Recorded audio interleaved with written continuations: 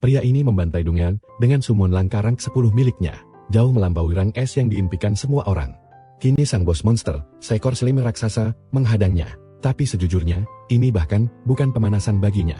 Dengan buff sang peri, summon gorilanya mengamuk bagai monster buas dan menghancurkan slime itu. Dalam satu pukulan mematikan. Serangan beruntun tanpa henti menggempur hingga tak tersisa. Sementara itu, Jinwoo hanya berdiri santai tanpa perlu repot-repot bertarung. Pada akhirnya, dia menaklukkan seluruh Dungeon hanya dalam 5,5 menit. Dia pikir itu agak lambat, tapi notifikasi sistem muncul. Dia baru saja memecahkan rekor nasional Korea Selatan tanpa niat sekalipun. Berita ini menyebar kilat, mengguncang seluruh petinggi di asosiasi summoner. Orang tanpa nama tiba-tiba mencetak rekor mustahil. Siapa dia sebenarnya? Usut punya usut, Jinwoo dulunya adalah ranker nomor 1. Tepat saat dia menamatkannya, game itu menembus realitas. Gelombang monster buas mulai membanjiri jalanan. Saat umat manusia dilanda kepanikan, hanya Jinwoo yang mengerti segalanya. Namun nahas, takdir sedang mempermainkannya. Di detik itu juga, sang legenda truk Kun beraksi. Menabraknya tanpa ampun, dan memaksanya tertidur koma selama 3 tahun. Begitu dia terbangun, dunia telah berubah total. Bahkan orang tuanya memiliki summon, dan penaklukan Dungeon kini menjadi rutinitas harian. Tiba-tiba, jendela sistem menyala di hadapannya, menantangnya untuk memulai misi tutorial.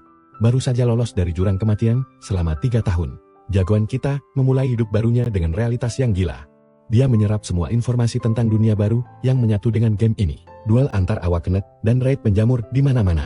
Labirin mengerikan menanti untuk ditaklukkan, dan parahnya, menara ujian kini berdiri di dunia nyata. Segala hukum game digital kini telah bermanifestasi menjadi takdir umat manusia. 3 tahun pasca peleburan dimensi, umat manusia mulai beradaptasi. Tapi jagoan kita tetap percaya diri, karena tak ada yang bisa menyentuh level 2-nya. Siap mengguncang dunia, dia membuka layar inventaris untuk memulai tutorial, melangkah menuju ujian pertamanya. Dalam sekejap, Jinwoo diteleportasi ke zona isolasi khusus, di mana dia bisa menyelesaikan tutorial tanpa gangguan. Menariknya, hadiah misi ini hanyalah 2 gulungan summon rendahan. Namun benda itu terasa bagai harta karun baginya, karena sihir kini nyata. Dia berdoa keras untuk hasil yang bagus. Sungguh konyol, jika dewa game sekelas Jinwoo malah mendapat monster ampas. Dewa gacha sangat kejam di game ini, karena pertarungan summoner terkenal dengan persentase dropnya yang mirip kutukan. Gulungan biasa paling banter memberi monster rank B, tapi kenyataannya mayoritas pemain hanya mendapat sampah rank F. Gulungan elit bisa mencapai rank S. Namun dengan item murahan ini, rank D sudah menjadi keajaiban mutlak bagi Jinwoo. Jinwoo mengemis pada takdir untuk sebuah keajaiban. Dia bahkan rela jika hanya mendapat rank E asal bisa bertarung. Membawa segunung harapan agar mendapat monster fungsional. Dia merobek gulungan itu dan mengaktifkan sihir pemanggil. Sorot mata Jinwoo berbinar penuh antisipasi. Dia tak sabar menyaksikan wujud asli dari manifestasi sistem di dunia nyata. Tiba-tiba, kilat biru menyambar dengan kekuatan dahsyat yang mengerikan. Membuat nadinya berdegup kencang. Jinwoo terbelalak ngeri melihat gulungan yang telah hancur berkeping-keping di tanah itu. Suara sistem bergema, secara mengejutkan mengonfirmasi kelahiran peri angin rank 10 yang melegenda. Jantungnya seakan berhenti berdetak melihat rank 10. Jinwoo ragu, apakah keajaiban mustahil ini memang diizinkan oleh sistem. Sang peri angin menatapnya dengan terkejut. Sebelum dia sendiri terkesiap menyadari keberhasilannya dipanggil kembali. Hatinya melonjak kegirangan. Dia sangat terharu, karena ada manusia yang akhirnya berhasil memanggilnya setelah sekian lama. Jinwoo terdiam bingung, karena summon dilarang berbicara. Namun memori lama melintas, dan dia spontan memanggilnya Ramba. Panggilan itu membuatnya kesal. Dia langsung membantah, dan menegaskan identitasnya sebagai peri angin yang agung. Namun ingatan sang peri terbang perlahan pulih. Satu-satunya manusia yang memanggilnya begitu, hanyalah sang dewa Jinwoo. Wajahnya seketika merona merah padam. Tersadar bahwa sosok di depannya adalah dewa Jinwoo kesayangannya. Dengan air mata bahagia, dia menerjang dan memeluk erat wajah Jinwoo. Merengek meluapkan kerinduan yang mendalam. Jagoan kita akhirnya memahami misteri turunnya rank kali ini. Dulu di dalam game, jika kau mengeksploitasi sistem peri angin, kau bisa memicu evolusinya menjadi summon support tingkat dewa dengan buff kecepatan serang absolut. Mereka telah melewati ribuan pertempuran di masa lalu, hingga Jinwoo memberinya julukan ikonik Ramba. Dia masih tak menyangka bug curang ini eksis di dunia nyata, padahal developer sudah menghapusnya di tahun pertama. Jinwoo memeriksa catatan sistem, mengenang kembali memori epic saat celah game itu ditutup selamanya. Dia masih ingat jelas amarahnya saat sistem menghapus peri angin itu, padahal ia sudah mengorbankan segalanya. Saat mengecek datanya, pemuda kita terkejut melihat status karantina aneh pada sang peri, sebuah misteri yang belum ia pahami. Peri angin itu menangis tersedu-sedu, menceritakan penderitaannya terkurung dalam sangkar hampa sejak hari ia dilenyapkan secara paksa. Ia memohon agar tak ditinggalkan lagi, tapi tokoh utama kita menahannya. Otaknya sedang menyusun sebuah teori gila tentang sistem ini. Pertama, Jinwoo bertanya apa pemicu status karantinanya. Pertanyaan tajam itu sontak membuat sang peri tersentak kaget. Saat mencoba mengingatnya, rasa sakit luar biasa tiba-tiba menyerang kepalanya. Seolah ingatannya telah disegel paksa. Gadis itu bertingkah imut, berpura-pura seakan ada kekuatan tak kasat mata yang mengunci ingatannya. Rapat-rapat. Namun pemuda kita tak terkecoh sedikitpun. Dengan tatapan dingin, ia menyuruhnya bicara jujur saja. Ramba mengaku tak bisa bicara banyak, tapi ia membenarkan soal kurungan isolasi itu, dan takkan ada pemain biasa yang bisa memanggilnya. Yang mengejutkan, insting Jinwoo merasakan adanya makhluk panggilan lain yang ikut di karantina. Dalam kegelapan, Ramba membenarkan hal itu, namun tak tahu siapa mereka, karena semua disekap di area yang berbeda. Ia curiga setidaknya ada 10 entitas dalam karantina ini. Fakta ini membuat otak Jinwoo berputar cepat, mengarah pada satu kesimpulan yang mengerikan. Dulu di dalam game, ada tepat 10 panggilannya yang dilaporkan sebagai sistem error lalu dilenyapkan. Jika benar mereka semua kini berevolusi menjadi peringkat X, maka monster-monster mengerikan itu bisa dipanggil kembali. Ramba hanya bisa tersenyum lega, bahagia karena berhasil menembus dimensi menemuinya lewat gulungan pemanggilan itu. Sementara Jinwoo mulai berasumsi bahwa panggilan tingkat X ini hanya bereaksi pada gulungan miliknya. Ini jelas membuktikan bahwa hanya dia satu-satunya manusia di bumi yang bisa memanggil peringkat X dengan santai. Ia curiga ini adalah hadiah rahasia setelah menaklukkan lantai ke-100. Untuk membuktikan teorinya, ia merobek gulungan lain demi memastikan apakah ia pasti mendapat peringkat X. Makhluk panggilan selanjutnya berwujud gorila konyol bernama Hari. Sungguh pemandangan konyol, seolah ada warganet nyasar yang tiba-tiba masuk ke dalam game mematikan ini. Sialnya, teorinya hancur lebur karena makhluk ini cuma ampas peringkat F. Sistem keberuntungan masih berlaku mutlak, namun ambisi Jinwoo takkan pernah goyah. Ia hanya perlu bertani gulungan sebanyak mungkin demi mengumpulkan peringkat X. Jika ke-10 monster legendarisnya kembali, ia akan menjadi dewa yang jauh melampaui masa kejayaannya. Menatap Ramba, Jinwoo dengan tegas melarangnya menggunakan panggilan Dewa Jinwoo karena itu sangat memalukan. Alasan utamanya, namanya sudah terlalu melegenda di seluruh dunia. Ia tak mau mengundang malapetaka yang tak diinginkan. Sekarang, ia masih buta informasi dan kekuatannya belum cukup stabil untuk menghadapi ancaman sebesar itu. Jika ada yang melihatnya memanggil peringkat X, seluruh dunia akan memburunya layaknya buronan dengan harga buruan tertinggi. Tiba-tiba, getaran dahsyat mengguncang ruangannya. Bukan gempa biasa, kedua monsternya sampai panik ketakutan merasakan aura ini. Saat sistem bersiap membawanya ke tahap berikutnya, misi pertama muncul berwujud ruang bawah tanah tingkat pemula. Ujian dasar yang terkesan remeh untuk pemanasan. Meski begitu, keringat dingin mulai membasahi dahi Jinwoo. Dia memang pernah menaklukkan ribuan Dungeon di dalam game, tapi ini dunia nyata. Taruhannya adalah nyawa, ini cerita yang sangat berbeda. Mengatur napasnya, Jinwoo mengakui rasa takutnya. Namun ia sadar, ia tak perlu bertarung langsung, karena ini hanyalah sebuah fase tutorial kecil. Dengan tekad membara, ia melangkah maju menantang Dungeon itu. Sementara sistem memerintahkannya untuk segera memasuki gerbang kematian tersebut. Begitu menginjakkan kaki di dalam, Jinwoo tertegun ngeri melihat suasananya. Hawanya jauh lebih mencekam dari perkiraan. Sistem memvalidasi kehadirannya. Pertarungan hidup dan mati ini akan segera dimulai. Sesuai petunjuk tutorial, sistem mengumumkan bahwa pertarungan ini menggunakan sistem tim, dengan batas maksimal 5 makhluk panggilan. Mengingat ia hanya punya 2 pasukan, peri angin dan gorila hari, nama yang masih terdengar konyol baginya. Sistem mendesaknya untuk mengisi formasi. Jinwoo paham betul, strategi absolut menaklukkan Dungeon adalah maju membawa kekuatan penuh 5 panggilan tempur. Maju dengan 2 pasukan seolah mencari mati. Tapi ini bukanlah sebuah kemustahilan bagi seorang legenda. Lagi pula, sang tokoh utama telah melewati ribuan pertarungan pincang macam ini di masa lalu. Mengetahui setiap celah permainan ini, Jinwoo menekan tombol setuju dan menempatkan pasukannya di garis depan. Kedua monster telah siaga penuh. Kini saatnya menatap lurus wujud mengerikan monster musuh yang menantinya di kegelapan. Raungan buas langsung menggetarkan nyalinya. Lawannya adalah seekor serigala abu-abu, dan misinya hanya satu. Bantai monster itu untuk keluar hidup-hidup. Jinwoo menganalisis status peringkat F monster itu. Seketika, perisai energi heksagonal terbentuk, melindungi sang pemain dari segala serangan. Fenomena perlindungan absolut ini persis seperti mekanisme yang ada di dalam game virtualnya dulu. Namun di dunia nyata, taruhannya sungguh gila, inilah kenyataan pahitnya. Satu serangan fatal saat pelindungnya hancur, berarti kematian instan. Tanpa kesempatan kedua, atau kebangkitan, nyawanya akan langsung terlempar ke alam mereka selamanya. Terlebih lagi, monster serigala mengerikan berperingkat F di depannya ini, memancarkan aura membunuh, yang mencekik. Awalnya, Jinwoo melesatkan monster panggilannya bagai roket, tapi kera bodoh itu malah cuma mengong canggung tanpa menyerang. Gerakannya sangat lamban sampai serigala itu nyaris menguap bosan. Menahan malu, Dia pun memerintahkan peri kecilnya untuk segera bertindak. Ramba melepaskan keahlian tekanan angin, kemampuan mutlak untuk mendongkrak kecepatan serang pasukan panggilan. Mantra penguat ini menyelimuti sang gorila petarung, membangkitkan potensi buasnya. Makhluk itu kini menerjang dengan keganasan yang tak masuk akal. Jinwo tersenyum puas melihat dampaknya. Di sisi lain, serigala abu-abu itu membalas dengan terjangan maut untuk beradu kekuatan. Namun, yang membuat pemuda ini merinding adalah ukuran raksasa serigala tersebut. Anomali ini sungguh di luar nalar. Pada titik kritis ini, Jinwo benar-benar berkeringat dingin. Ragu, apakah gorilanya sanggup bertahan hidup? Dalam dunia nyata, takdir bisa berubah kapan saja. Benturan epik kedua monster raksasa itu pecah. Diawali dengan taring serigala yang mengoyak brutal daging sang gorila. Serangan telak itu langsung menumbangkan gorilanya, membuat jantung Jinwo berdegup kencang. Dia meneriaki perinya dengan panik untuk bertindak. Padahal makhluk mungil itu sudah mengerahkan seluruh batas kemampuannya. Bangkit kembali, sang gorila menyerap sisa sihir penguat dan melontarkan pukulan dahsyat tepat ke tenggorokan sang serigala. Pukulan mematikan itu mementalkan musuhnya. Sebagai langkah penentu, sang peri angin mengorbankan sisa energinya demi memicu evolusi kekuatan sang gorila. Mencapai puncak auranya, sang gorila melompat dan menghujamkan tinju penghancur yang meramukan perut serigala tersebut.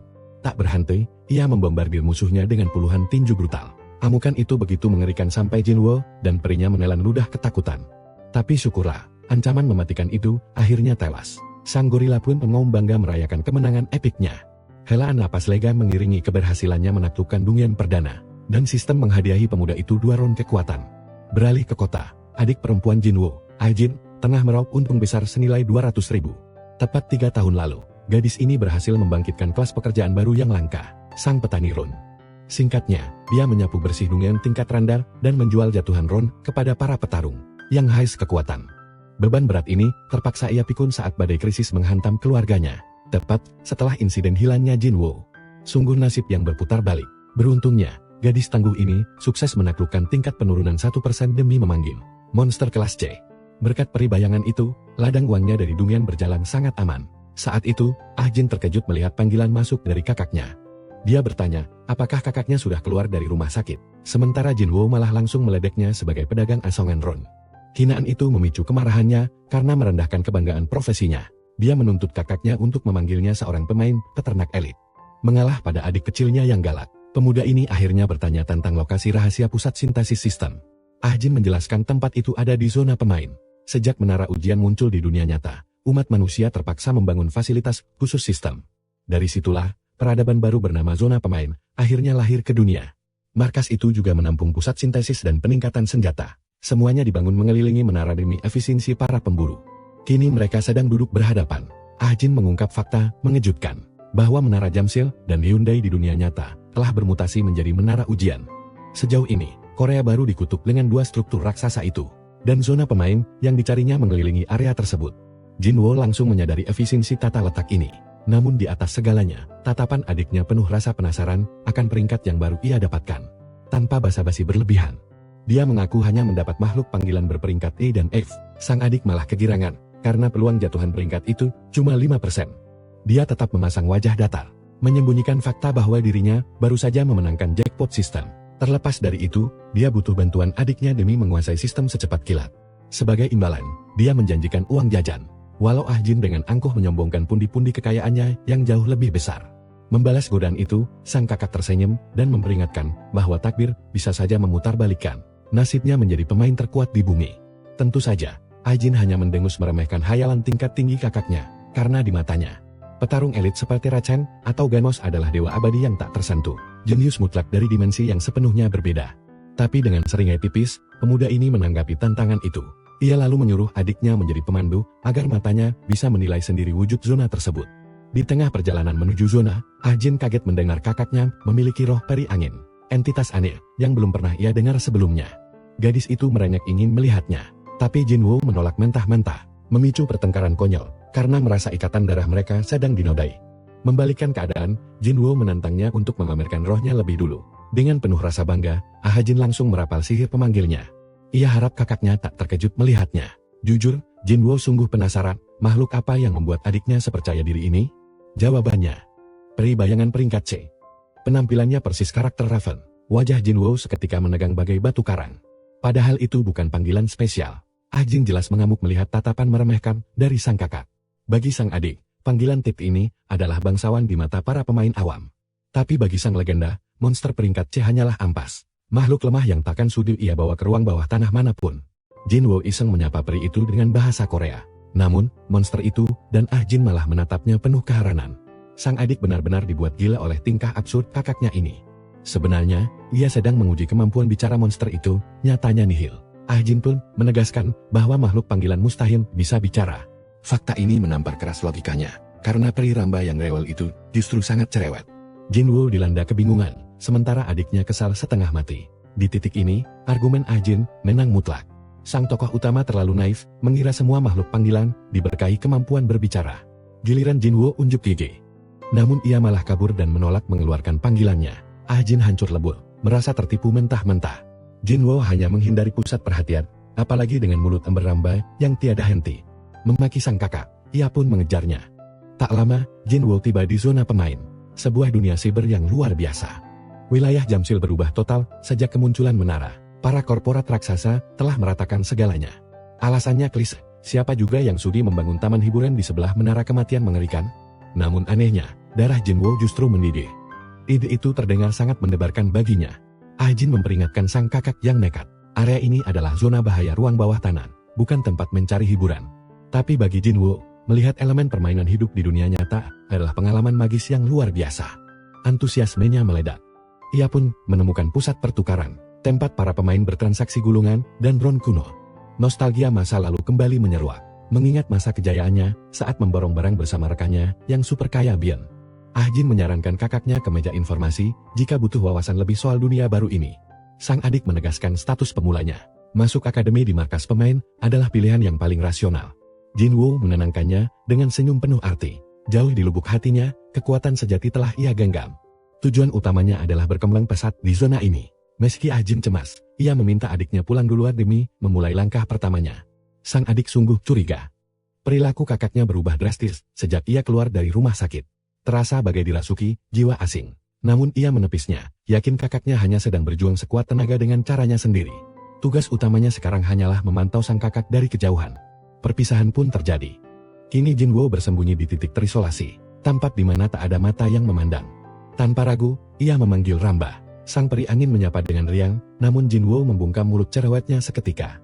Peri itu kebingungan. Jinwoo memberikan satu perintah mutlak, jangan pernah berbicara saat berada di dunia nyata. Jinwoo sadar betul, percakapan mereka hanya akan mengundang bencana besar.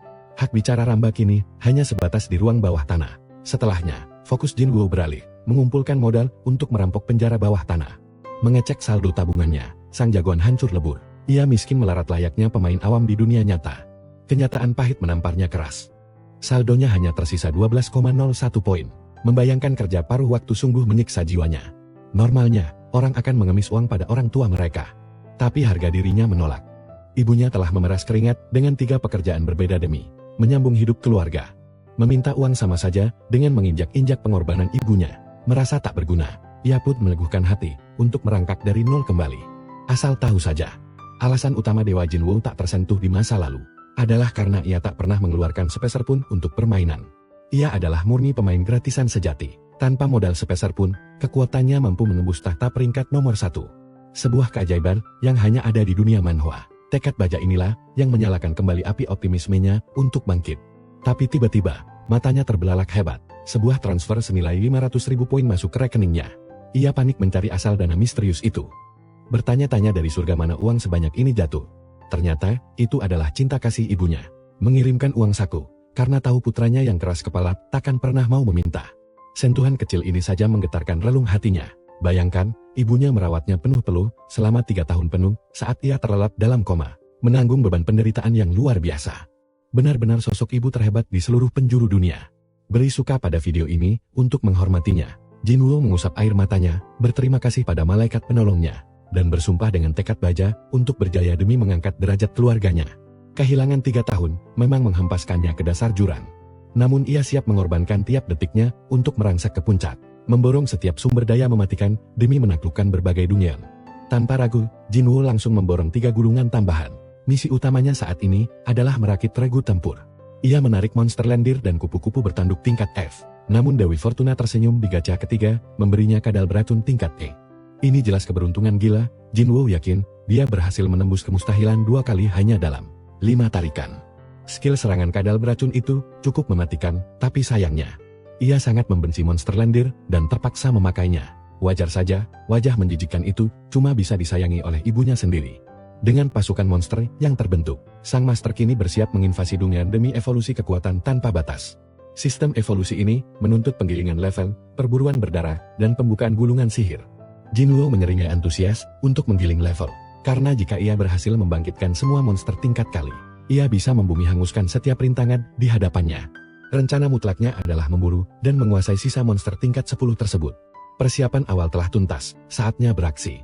Jinwoo melacak koordinat Dunyan mematikan melalui mesin pencari di internet. Di dalam game ia cuma perlu mengetuk layar, yang membuatnya amat penasaran dengan kejamnya sistem di dunia nyata. Realitas ini benar-benar mengejutkannya, sampai ia melompat kaget dan menghebohkan orang sekitarnya. Ternyata punya monster saja tidak cukup untuk menembus Dunyan. Kini, portal dimensi bermunculan secara acak di seluruh pelosok negeri. Tingkat bahayanya diukur langsung dari pancaran aura mematikan portal tersebut. Meski Dunyannya ecek-ecek, tak ada yang boleh melangkah masuk tanpa lisensi kebangkitan yang resmi. Jinwoo mengutuk nasib sialnya, fakta bahwa ia baru bangkit setelah hukum ketat ini disahkan benar-benar menghancurkan ambisinya.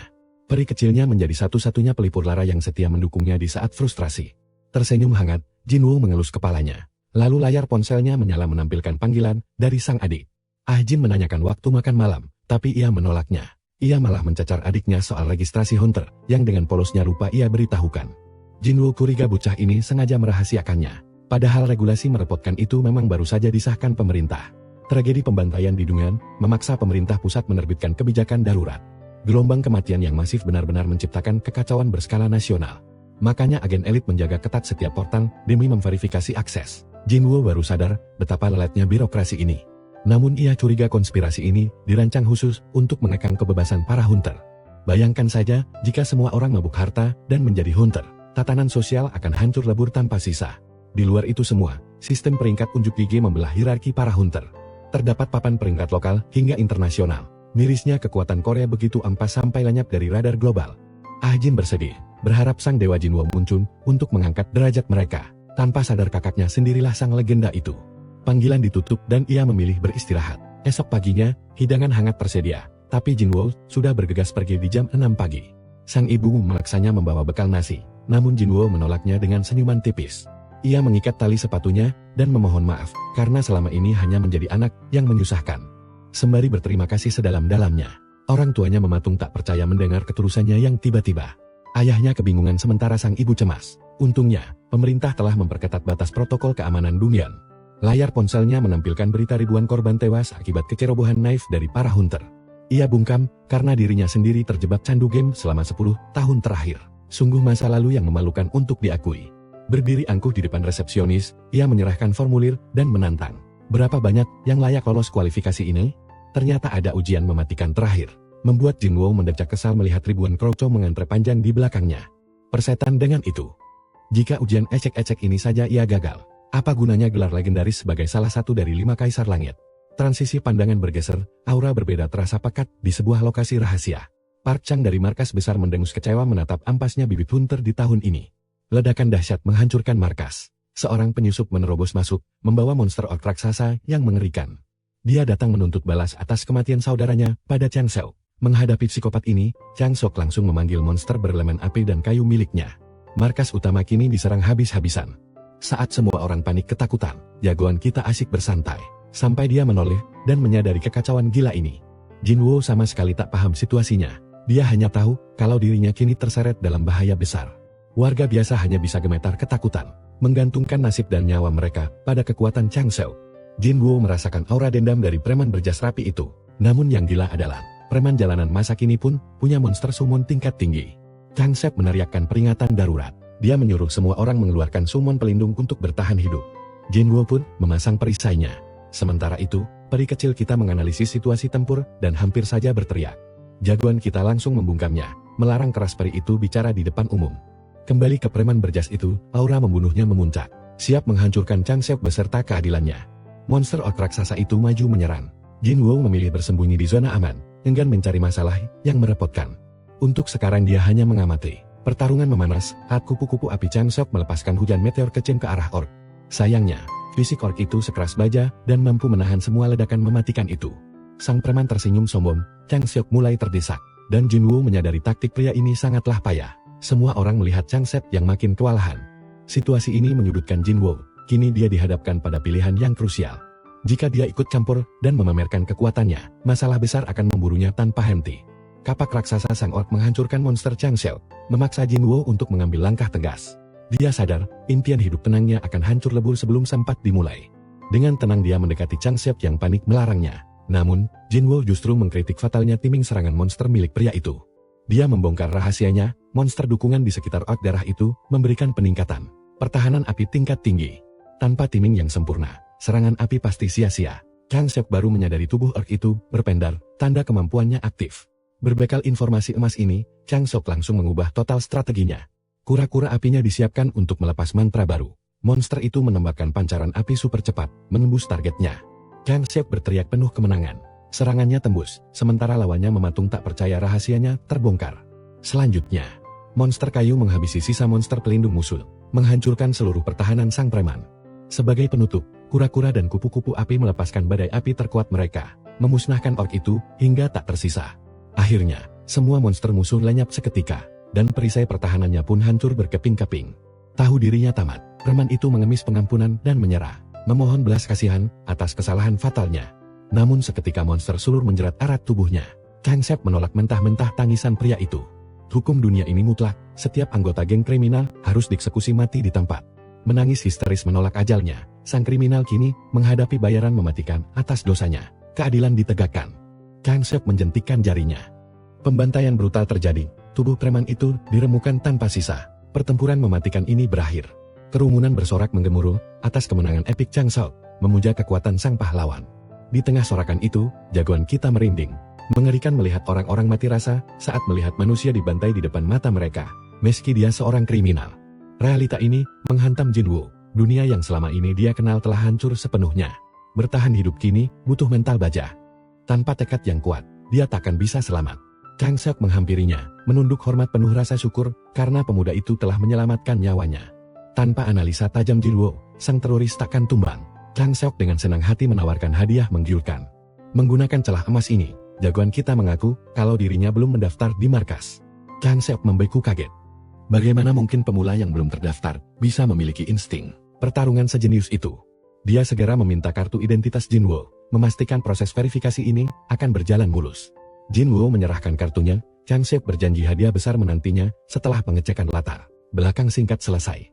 Menerima tawaran itu, jagoan kita pergi. Namun, Chang Seok diam-diam menelepon rekannya, memerintahkan penyelidikan mendalam atas identitas misterius Jinwoo. Sang pahlawan kita memberikan kue manis kepada peri kecilnya karena sudah patuh. Dia memakannya dengan gembira. Meski Jinwoo tahu para player sering berdebat dengan panggilan mereka, dia merasa beruntung bisa memuaskannya hanya dengan makanan sederhana. Namun, ada bayangan gelap yang masih mengganggu pikirannya. Walau awalnya enggan ikut campur, nyawa semua orang di gedung itu pasti sudah melayang jika dia tidak segera bertindak. Dunia ini telah berubah total. Jinwoo masih mencoba beradaptasi, tapi instingnya berteriak bahwa dia harus terus berburu untuk mencapai puncak. Gulungan pemanggil kini menjadi nyawanya untuk menaklukkan monster berikutnya. Target utamanya saat ini adalah instruktur latih dan penyihir naga ledakan. Beruntungnya, kekuatan luar biasa itu bisa dia dapatkan hanya dari gulungan tingkat rendah biasa. Mengesampingkan hal itu, Jinwoo bersiap untuk langkah selanjutnya. Laporan Changuk pun keluar, dan dia sangat terkejut mengetahui bocah ini ternyata koma di rumah, sakit selama 3 tahun. Pantas statusnya masih player, tidak terdaftar. 3 tahun lalu adalah saat dunia hancur lebur, jadi semuanya masuk akal. Namun, Changuk sama sekali tidak habis pikir. Bagaimana bisa pemuda inilah langsung nekat mendaftar tepat setelah keluar dari rumah sakit. Menatap lembar informasi itu, Changuk meragukan matanya sendiri. Dia berusaha keras menenangkan badai kebingungan di dalam benaknya. Dia pun memanggil sang penguji dan mengambil alih posisi itu. Sepertinya dia ingin memantau potensi Jinwoo dengan mata kepalanya sendiri. Akalnya masih menolak percaya. Bagaimana pemuda ini memiliki tingkat adaptasi yang begitu mengerikan terhadap permainan kematian ini.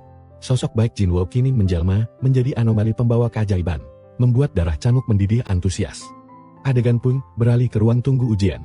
Jagoan kita akhirnya tiba, tapi wajahnya terlihat sangat muak. Lautan manusia memenuhi ruangan itu, jelas menjadi mimpi buruk bagi jiwa introvertnya. Mereka semua berkumpul demi pelatihan ini. Dan untuk menyingkirkan semua pesaing lemah ini, Jalan menjadi seorang player sejati akan memakan waktu. Tapi, Jinwoo hanya duduk santai bagai raja yang sudah mengetahui hasil akhirnya. Saat ketegangan memuncak, sang penguji akhirnya muncul. Mengejutkannya, sosok yang berdiri di sana adalah Park Chang-wook sendiri. Ujian pertama yang harus mereka lewati adalah simulasi ujian tertulis.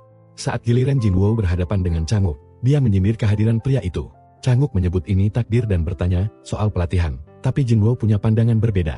Sebenarnya, beberapa waktu yang lalu saat sesi ceramah membosankan itu berlangsung, Jinwoo dan peri kecilnya hampir mati kebosanan. Dia merasa jengkel karena mereka mengajarkan kombinasi murahan dari gamenya. Jadi dia hanya berpura-pura mendengarkan. Mengabaikan hal itu, Chang-wook menegaskan bahwa panggilan khusus ini adalah untuk membahas masalah aplikasi penghargaannya. Tapi sebelum itu, dia menanyakan satu hal yang sangat penting. Pertanyaan aneh itu terlontar, menanyakan apakah Jinwoo adalah seorang pemain game veteran. Mendengarnya, jagoan kita tertegun kaku. Ternyata, istilah gamer kini diakui secara resmi. Mereka adalah elit masa lalu yang menguasai rahasia pertempuran. 70% ranker di negara ini ternyata mantan gamer. Tentu saja Chang-wook curiga, karena Jinwoo mengoceh soal buff walau bukan player. Saat Jinwoo mengiyakan, wajah Chang-wook langsung berseri-seri penuh kemenangan. Dia sangat haus akan pengalaman pemuda itu. Sayangnya, Jinwoo enggan membongkar rahasia 10 tahun pengalamannya demi menjaga identitas aslinya. Demi cari aman, dia hanya menjawab 1 tahun. Namun durasi itu sudah cukup untuk membuat pria tua ini memujanya habis-habisan dengan mata berbinar. Jinwoo kebingungan ditatap dengan mata memelas seperti itu. Faktanya, mayoritas ranker kelas atas bahkan tidak sanggup bertahan bermain setengah tahun lamanya. Di mata Chang-wook, bakat ini sungguh fenomenal. Selanjutnya, dia menyodorkan 2 hadiah istimewa yang sudah disiapkan. Jinwoo diberikan hak istimewa untuk memilih hadiah yang diinginkannya. Hadiah pertama adalah jalur khusus. Dia bisa langsung terdaftar sebagai player resmi tanpa harus mengikuti birokrasi yang merepotkan. Mereka bahkan menawarinya posisi elit di markas pusat. Sayangnya, Jinwoo sama sekali tidak tertarik. Lalu, tawaran kedua pun meluncur. Chang-wook menawarkan hadiah uang fantastis sebesar 5 juta won. Bagi sang tokoh utama kita, jawabannya sudah sangat jelas. Chang-wook sangat berharap bocah ini mengambil pilihan pertama, karena itu jauh lebih menguntungkan masa depannya. Menghancurkan ekspektasinya, Jinwoo tanpa ragu memilih uang tunai. Pria itu sangat terpukul melihat Jinwoo membuang posisi emas dan jalur elit tersebut. Namun Jinwoo terlihat santai. Dia sangat yakin bisa mendaftar sendiri dan tidak sudi diikat oleh aturan markas pusat manapun. Lagi pula, monster panggilannya adalah prioritas utama. Adegan pun bergeser, memperlihatkan jagoan kita di area zona ujian. Seorang agen wanita langsung mengenali sosok Jinwoo sang legenda. Wanita ramah itu menjelaskan bahwa ujian praktik ini mengharuskannya menaklukkan sebuah dungeon, dan target spesifiknya adalah dungeon Selasa. Ujian mematikan ini menggunakan sistem batas waktu. Makin cepat selesai, makin tinggi nilainya. Sementara itu, Chang-wook terus mengawasinya dari jauh, masih terguncang oleh penolakan mentah-mentah tadi. Jawaban di kertas ujiannya benar-benar di luar nalar manusia.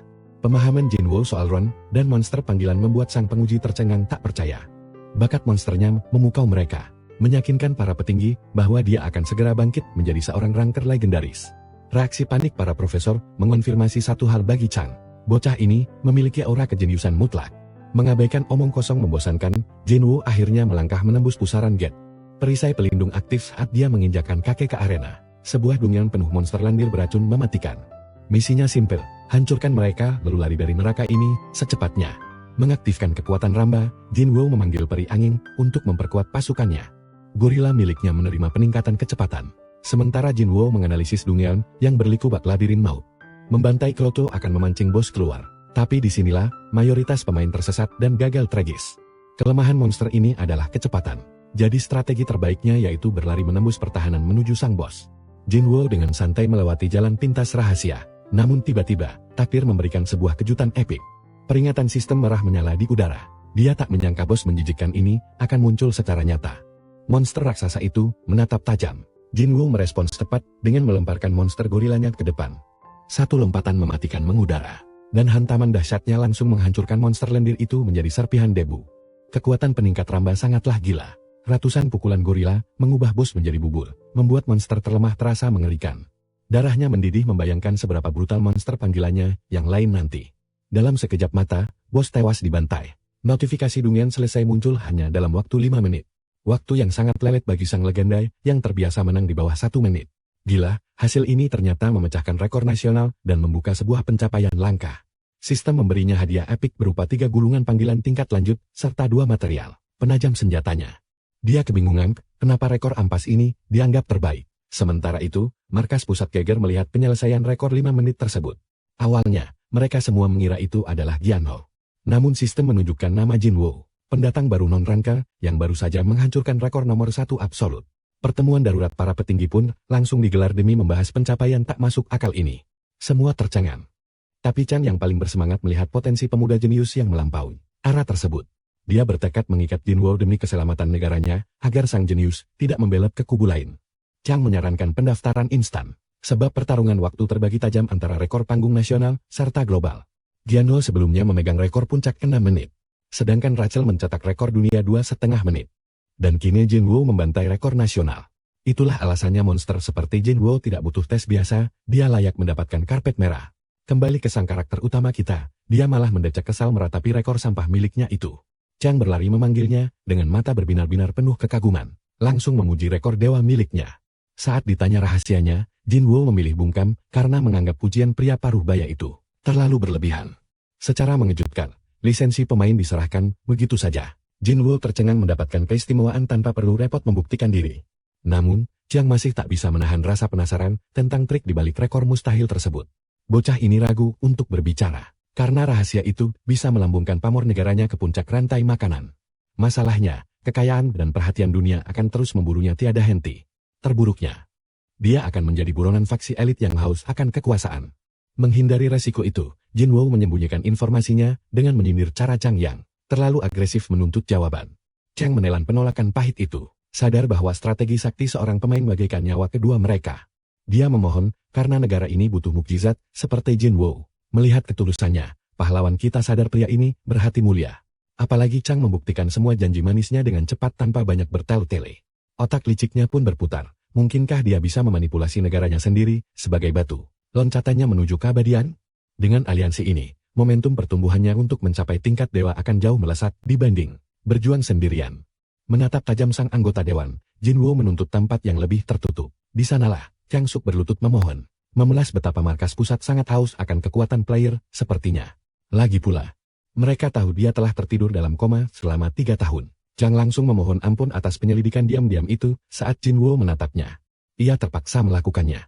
Pola kekuatan luar biasa tanpa identitas ini sangat mirip dengan pergerakan para anggota sindikat gelap.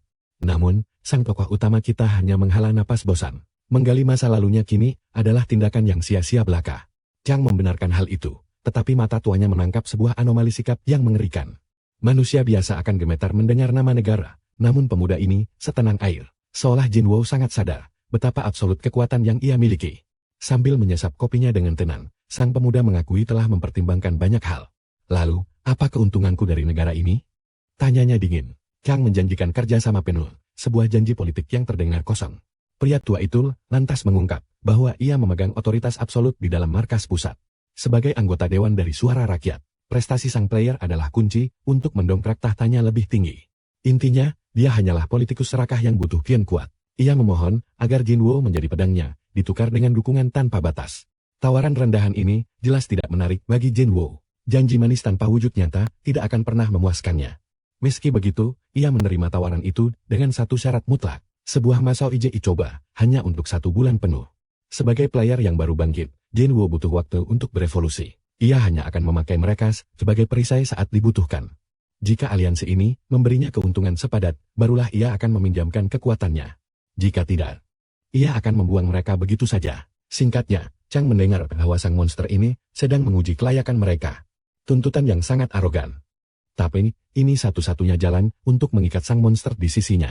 Jabat tangan pun terjadi. Sang politikus tersenyum licik, merasa akan mengeruk untung besar. Namun sebagai langkah awal, Jinwo menuntut pembungkaman total. Rekor gilanya tidak boleh tercium oleh negara, demi menjaga dirinya tetap berada di dalam bayang-bayang.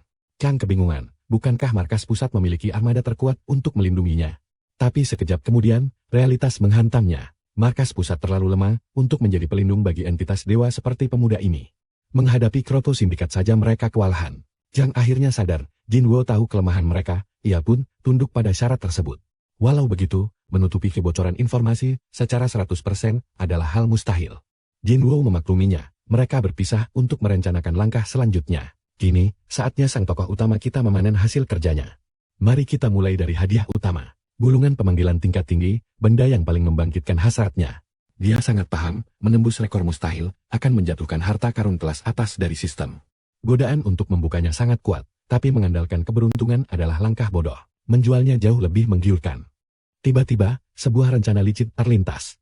Jaringan player, sebuah pasar gelap digital tempat semua rahasia dan relik magis diperjualbelikan. Anggota dewan itu telah mendaftarkannya tadi. Tanpa ragu, Jinwoo melompat ke dalam aplikasi dan memindai pasar. Namun, saat matanya menangkap angka di layar, tubuhnya membeku seketika. 3 juta won untuk satu gulungan. Harga yang sangat gila. Artinya, ia mengantongi hampir 10 juta won hanya dengan meratakan dungian busuk itu. Melihat aliran uang yang tidak masuk akal ini, ia sadar, impian hidup mewah ala konglomerat, kini siap menghujani keluarganya dengan kekayaan tanpa batas. Taktiknya jelas. Jual gulungan tingkat tinggi, lalu borong gulungan tingkat rendah. Saat ini, fokus utamanya hanya pada 2 panggilan inti. Setelah memajang 3 barangnya, ia memantau gulungan sampah tingkat rendah. Anehnya, barang sepal itu dipatok seharga 5.000 won. Lebih gilanya lagi, pasarnya dipenuhi ribuan penjual, tapi tak ada satupun yang berani merusak harga batas bawah. Otaknya mulai buntu, saatnya ia memanggil sang adik tercinta untuk mengurai misteri pasar ini. Dari penjelasan rumit Ajil, terungkaplah rahasianya. Markas pusat yang memborong semuanya demi menyuplai para ranker kelas atas. Monopoli absolut. Markas pusat mematok harga mati di 5.000 won. Para pencari untung pun langsung menyetornya tanpa banyak basa-basi.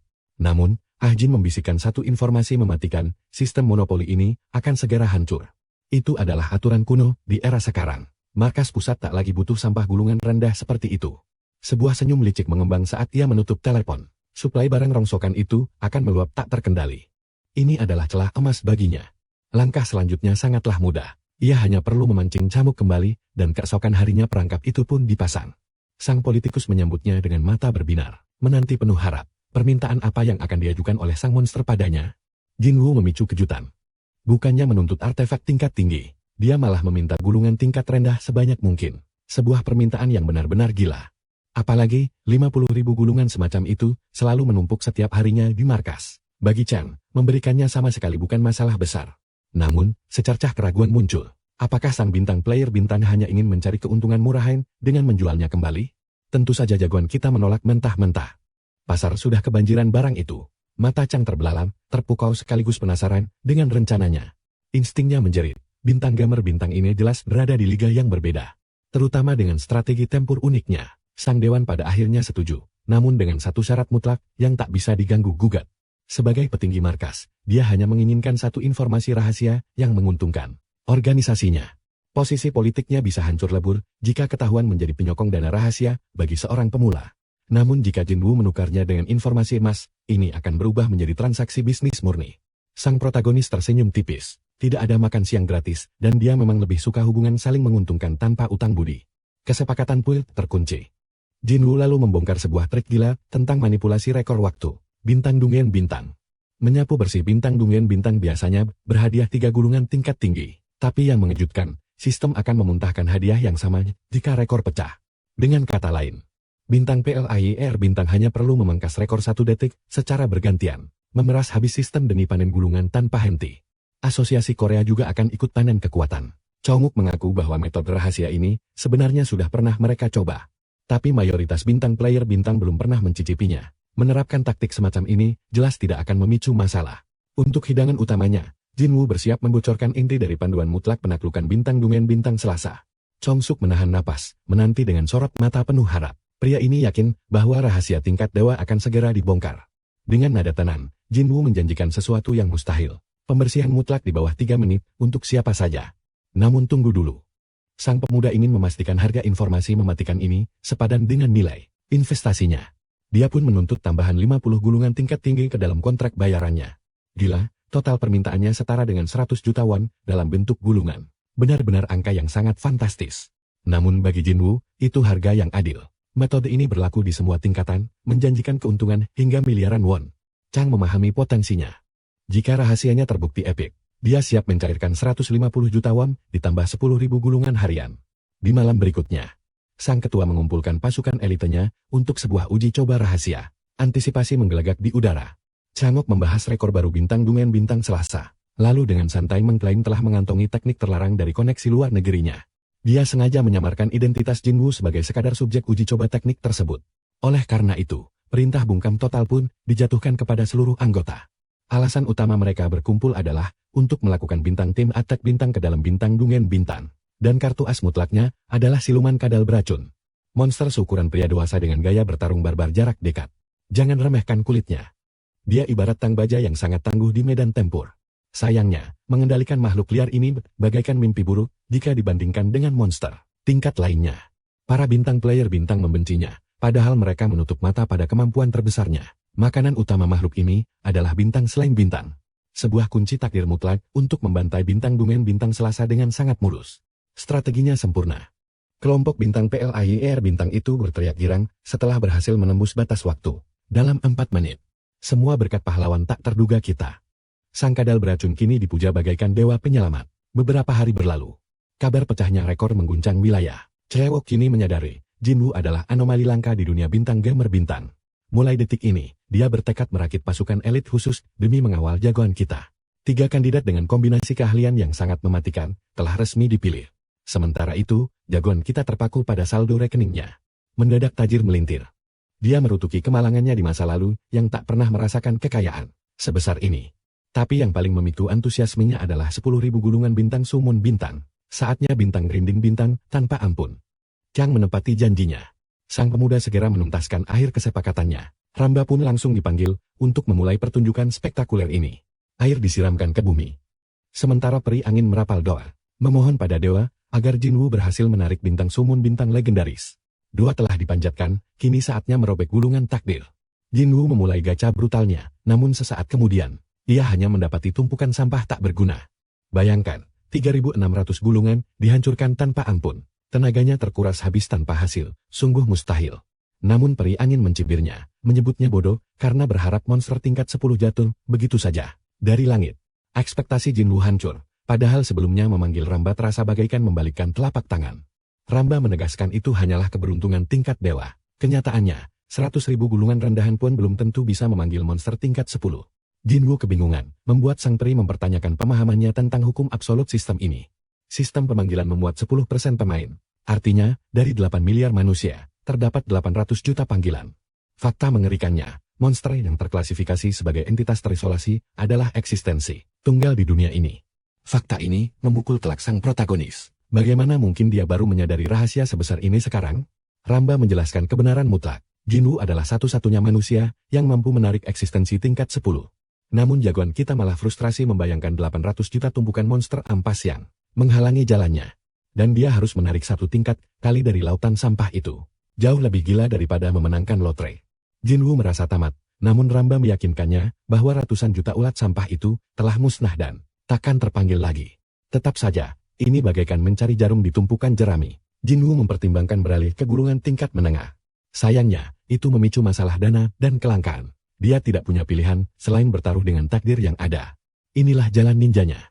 Pemuda ini kembali merobek gulungan demi gulungan, ditemani sorakan dukungan dari peri kecilnya.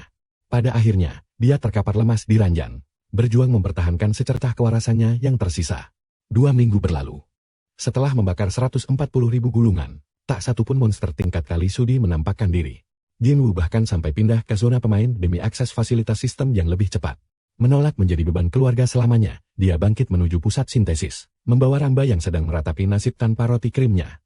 Tolong berikan peri ini rotinya. Setibanya di pusat sintesis, Jinwoo takjub melihat menara Korea yang telah bermutasi ini.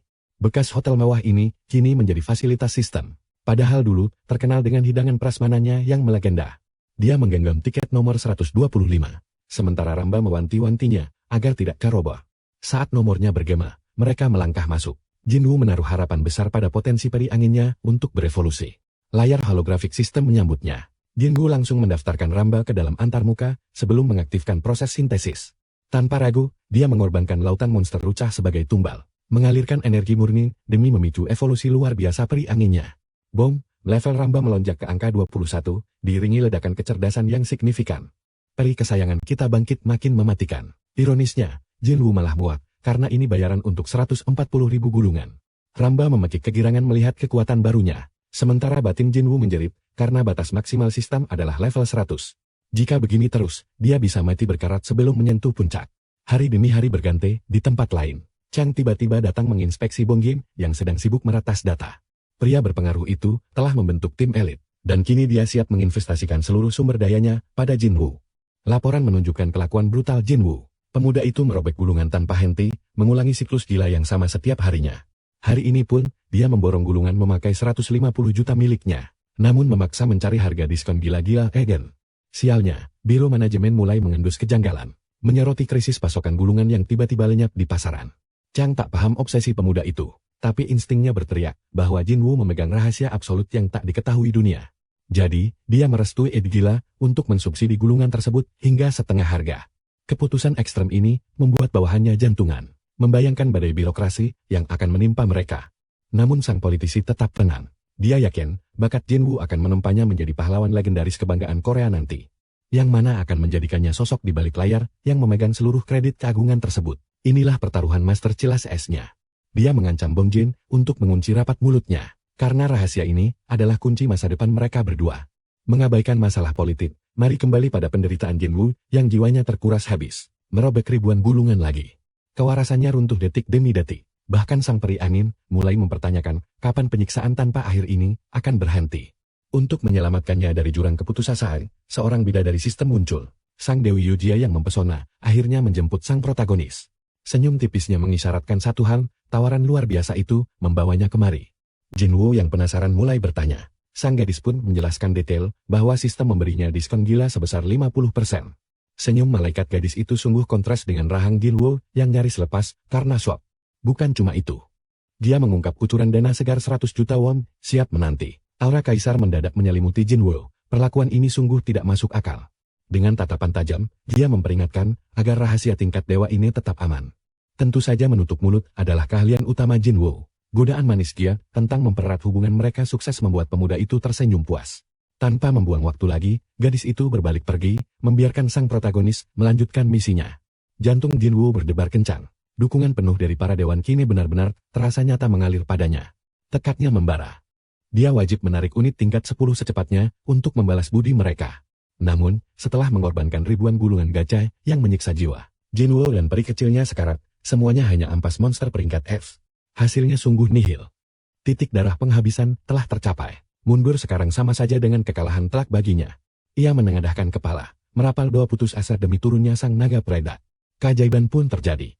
Setelah ratusan ribu air mata gacha, dewa sistem akhirnya luluh. Cahaya suci menyilaukan mata, membuat rahang mereka jatuh ke lantai. Akhirnya, sesosok penyihir naga peledak incaran utamanya, kini berdiri megah di hadapan mereka. Air mata harum membasahi pipi sang protagonis, segalap penyesalannya sirna sudah tak berbekas. Namun, ambisinya justru makin terbakar gila. Tangannya gemetar penuh gaya, ia takkan menyerah sekarang. Inilah mitos gacha bernama rentetan panas. Sekali dewa keberuntungan tersenyum, hasil gila yang jauh lebih mengerikan siap menanti di tarikan berikutnya. Robekan gulungan selanjutnya memicu ledakan aura. Keajaiban tingkat 10 kedua lahir, seorang instruktur pelatih. Tangis kebahagiaan Jinwoo kembali pecah. Euforianya sungguh tak tertandingi. Setelah berminggu-minggu tersiksa dalam neraka gacha, ia akhirnya menemukan pasangan pemanggil idaman penakluk dunia. Sang instruktur melangkah maju memecah keheningan, matanya tajam mengamati arena baru yang ia pijak. Jangan tertipu dengan status ampas peringkat M miliknya. Pria ini adalah monster gila latihan yang haus akan pertumpahan darah. Instingnya bagaikan dewa pertempuran. Meski skill individunya seadanya, kemampuannya memoles potensi makhluk lain sungguh di luar nalar. Di tangannya, peri mungil pun bisa berevolusi mematikan. Jinwoo bersorak riang menatap masa depan pasukan kuatnya. Sementara sang peri kecil mulai gemetar membayangkan otot kawat tulang besinya. Jinwoo menyapa sang maniak latihan itu dengan senyum lebar, memanggilnya Hung Kyo. Sang instruktur langsung berlutut memberi hormat absolut pada sang tuan. Takdir akhirnya mempertemukan kembali jiwa mereka yang sempat terpisah. Ramba dan Hung Kyo bereaksi persis seperti tebakannya. Di sisi lain, sang penyihir naga melangkah pelan, matanya mencari kepastian sosok sang tuan. Jantung Jinwoo berdesir kala suara merdu sang penyihir akhirnya menyapa telinganya. Walau sekadar penyihir peringkat D, daya ledaknya sungguh mematikan. Sinerginya bersama Hung Kyo menciptakan efek beruntun pembawa bencana bagi siapapun korbannya. Namun, potensi mengerikan itu takkan bangkit tanpa siksaan bimbingan dari sang instruktur. Hanya Jinwoo satu-satunya komandan yang sanggup memaksimalkan kekuatan absolut gadis tersebut. Senyum bahagia mereka di wajahnya. Suasana mendadak menjadi romantis, mengobati rasa rindu Jinwoo pada aura penakluk miliknya. Titah mutlak dijatuhkan, mereka dilarang keras berbicara di depan umum. Sebuah aturan tegas yang langsung dipatuhi. Waktu istirahat akhirnya tiba setelah pertempuran gacai yang menguras jiwa raga. Sesampainya di markas, energi sang protagonis sudah benar-benar lenyap. Ia terkapar menatap kosong ke langit-langit. Sementara para pasukannya asyik bercengkerama dan mempererat ikatan persaudaraan baru mereka. Hungkyo dan Ramba mulai saling menatap. Mata sang instruktur memancarkan kekecewaan melihat betapa lemahnya fisik mereka. Api ambisi dan obsesi latihan kini membakar jiwanya. Ia bertekad menyiksa mereka habis-habisan demi membentuk pasukan sempurna pelindung sang tuan. Target pertamanya adalah sang penyihir naga. Ia dipaksa menyerap aliran mana demi membangkitkan keahlian predator pemangsa miliknya nanti. Tatapan membunuh Hungkyo kemudian beralih tajam mengunci Ramba, membuat peri malang itu merinding ketakutan. Instruktur gila itu berniat memompa ototnya. Sang peri nyaris menangis membayangkan dirinya berubah menjadi raksasa binaragawan. Dalih kesetiaan pada master pun dilontarkan. Sebagai pemanasan neraka, ia diperintahkan mengayunkan sebuah wajan penggorengan raksasa. Tidak main-main, sang iblis latihan itu menuntut 5.000 repetisi tanpa henti.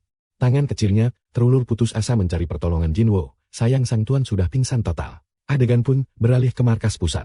Dia mendadak datang membawa malapetaka. Notifikasi darurat berbunyi. Sang direktur secara sepihak memutus rantai pasokan gulungan gacha mereka. Chang benar-benar kebingungan mengapa direktur sibuk itu mendadak peduli pada urusan sepele ini.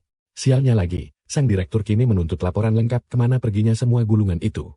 Ini jelas bencana. Dia curiga Linggu, anggota dewan saingan sekaligus musuh bebuyutan Chan, adalah dalangnya. Dia makin panik. Jika biro manajemen memutus pasokan gulungan, perkembangan kekuatan Jinwu akan hancur total. Terpojok oleh keadaan, Chang memutar otak sampai sebuah panggilan telepon mendadak masuk. Mengejutkannya, itu suara Jinwu yang dengan santai berkata dia tak butuh gulungan lagi. Meski begitu, Chang bersumpah akan menghabisi Lin Hu nanti. Sementara itu, kita beralih ke panorama indah Gunung Guanuken. Jinwu telah menetapkan lokasi ini sebagai arena berburunya. Dia bahkan memakai baju olahraga agar tampil keren. Dalam dunia pertempuran pemanggil, ada 4 jenis dungyan. Pertama, zona eksplorasi khusus mencari material. Kedua, menara ujian dengan tingkat kesulitan gila yang siap menyiksa pemain hingga batas maksimal. Ketiga adalah Dungyeon Naga Kekacauan. Sarang bos bencana yang butuh pasukan besar. Namun, karena belum muncul di dunia nyata, Jinwu mengabaikannya. Nah, di luar 3 kategori khusus tadi, sisanya dianggap sebagai Dungyeon tingkat normal. Dan itulah target utamanya hari ini. Ada juga Dungyeon bertahap, tapi kemunculannya sangatlah langka. Meski sangat disarankan membawa tim, jagoan kita ini lebih suka gaya pembantaian solo. Matanya menatap tajam gerbang Dungyeon normal di depannya. Dia sadar, Dungyeon akan meledak jika dibiarkan terlalu lama. Singkatnya, hukum alam ala solo leveling. Seorang petugas meminta lisensinya, dan dia langsung menyerahkannya untuk verifikasi. Tanpa ragu, langkah kakinya menembus masuk ke dalam kegelapan. Jinwu membuka mata di sisi lain, tertegun melihat lautan darah dan peperangan brutal. Pasukan manusia dibantai monster. Membuktikan ini adalah Dungyeon tipe penaklukan dengan skala perang terbuka. Di dalam arena berdarah ini, para prajurit nyaris tumbang saat gerombolan orc terus merangsek naik dengan ganas. Dulu ini hanyalah layar permainan belaka. Namun kini, tekanan membunuh yang pekat dan nyata benar-benar mencekik paru-parunya. Pemandangan di depannya bukan lagi simulasi digital, melainkan medan tempur sungguhan dengan teriakan minta tolong. Jinwu tetap tenang dan langsung membangkitkan para pasukannya. Ramba diperintahkan menyuntikkan penguat kecepatan pada instruktur latih, sementara penyihir naga ledakan bersiap menyapu dengan badai apinya. Pada detik yang sama, Minikong peringkat di miliknya melesat lurus mengincar bos orc, menembus kekacauan medan perang tanpa peduli apapun. Target utamanya hanyalah sang bos besar. Aturan main di sini sederhana, tebas kepala orc raksasa itu, maka kemenangan mutlak diraih. Sementara itu, efek kekuatan Ramba mulai menyala. Instruktur latih mengamuk brutal, menabas kepala demi kepala orc seolah mereka hanyalah hama jalanan. Melihat pembantaian ini, Jinwu bertanya-tanya, apakah kekuatan gila ini berkat status peringkat 10 miliknya. Seringai tipis terukir di wajahnya. Pertunjukan darah ini sepertinya akan usai bahkan sebelum dia sempat melakukan pemanasan. Para prajurit yang nyaris mati beberapa detik lalu kini terpaku tak percaya. Melihat bala bantuan misterius membalikkan keadaan, Minikong melompat ganas ke kerumunan, sementara peri emas terus menyalurkan sihir penyembuhan tanpa henti. Di sisi lain, Ramba justru terlihat sangat menikmati kekacauan ini. Memancing amarah monster hingga melempar senjata mereka. Melihat tingkah konyolnya, Jinwu langsung membentaknya agar serius bertarung. Penyihir naga melepaskan mantra api andalannya, membakar hangus setiap kulit orc yang berani mendekati pilar apinya. Tak butuh waktu lama, sang bos besar tumbang. Layar sistem berkedip, menyatakan bahwa Dungyeon telah berhasil ditaklukkan seutuhnya. Para monster panggilannya bersorak merayakan kemenangan, dan sistem mengguyur mereka dengan poin pengalaman hingga level mereka meroket naik. Kerennya lagi, Jinwu ketiban durian runtuh. Dia mendapat gulungan pemanggilan tingkat menangan dan uang tunai, 500.000 won. Hadiah manis ini memicu hasratnya untuk segera merampok Dungyeon berikutnya. Pasukannya bertambah kuat, dan uang mengalir deras ke kantongnya. Ambisinya menyala untuk kaya mendadak dan membuang jauh-jauh status pecundang miskin selamanya. Sementara di markas besar, anggota Dewan Park sedang habis-habisan dimaki oleh Gia akibat taruhan. Konyolnya. Emosi sesaatnya telah menghancurkan segalanya. Dan kini ia harus menelan karma pahit dari keputusannya sendiri. Pertemuan sebelumnya dengan Lim dan direktur memanas. Aura membunuh nyaris meledak menjadi pertarungan sungguhan. Sang direktur sampai harus turun tangan. Menahan bentrokan mematikan antara anggota Dewan Lim dan Park. Lim berdalih itu sekadar nasihat biasa. Namun bagi Park, kalimat beracun itu terasa seperti hinaan kotor yang menusuk harga dirinya. Lim memancing amarahnya, merendahkannya sebagai pecundang, karena tak satupun anak didiknya yang mampu menembus tim nasional. Hinaan telak itu membuat kesabaran Park hancur berantakan. Ketegangan memuncak tajam, namun sayangnya, rivalnya memang punya kekuatan mutlak untuk meremehkannya. Meski begitu, api tekad Park menolak untuk diinjak-injak begitu saja. Melihat Park di ambang batas, Lim melempar tantangan mematikan. Sebuah taruhan mutlak tentang bakat siapa yang akan menduduki tahta tertinggi. Terbakar emosi, Park langsung menyetujuinya. Lim menaikkan taruhannya, yang kalah harus sujud mengakui kehebatan lawan dan mundur dari jabatannya selamanya. Agar tak ada yang berani lari dari takdir. Dia menambah hukuman penalti sebesar 1 miliar. Tanpa ragu, Park langsung menyetujuinya dan menantang untuk segera membuat kontrak kematian tersebut. Kembali ke masa kini, dia mempertanyakan keputusan gilanya. Apakah dia mengambil langkah bunuh diri ini hanya demi Jinwoo? Pemuda itu memang jenius, tapi pada akhirnya, dia hanyalah pemain biasa. Dia pasti akan hancur jika disandingkan dengan para ranker resmi. Namun, pria itu tetap berdiri kokoh. Dia menaruh kepercayaan mutlak pada Jinwoo. Yakin sang pemuda akan membawa kejayaan besar jika didukung kekuatan penuh. Tiba-tiba, seorang asisten menerobos masuk dengan wajah panik. Dia berteriak histeris, membawa kabar tentang sosok monster yang membersih kandungan tingkat D. Sendirian. Sosok legendaris itu adalah Baek Jinwoo. Mendengar keajaiban itu, sang anggota dewan membeku dalam keterkejutan total. Sementara Gia terguncang hebat mendengar kenyataan mustahil ini. Pemuda itu baru terdaftar 1 bulan. Bagaimana mungkin dia bisa membantai seluruh dunia dalam waktu kurang dari 5 menit? Sang anggota dewan langsung meledak dalam tawa kemenangan. Insting tajamnya terbukti benar. Dia sudah tahu bocah ini memiliki takdir seorang penguasa. Wajahnya memancarkan euforia absolut. Dia kini tak sabar untuk menghancurkan kesombongan Lim dalam taruhan gila mereka. Di kediamannya, sang tokoh utama merebahkan diri sambil menatap layar ponselnya.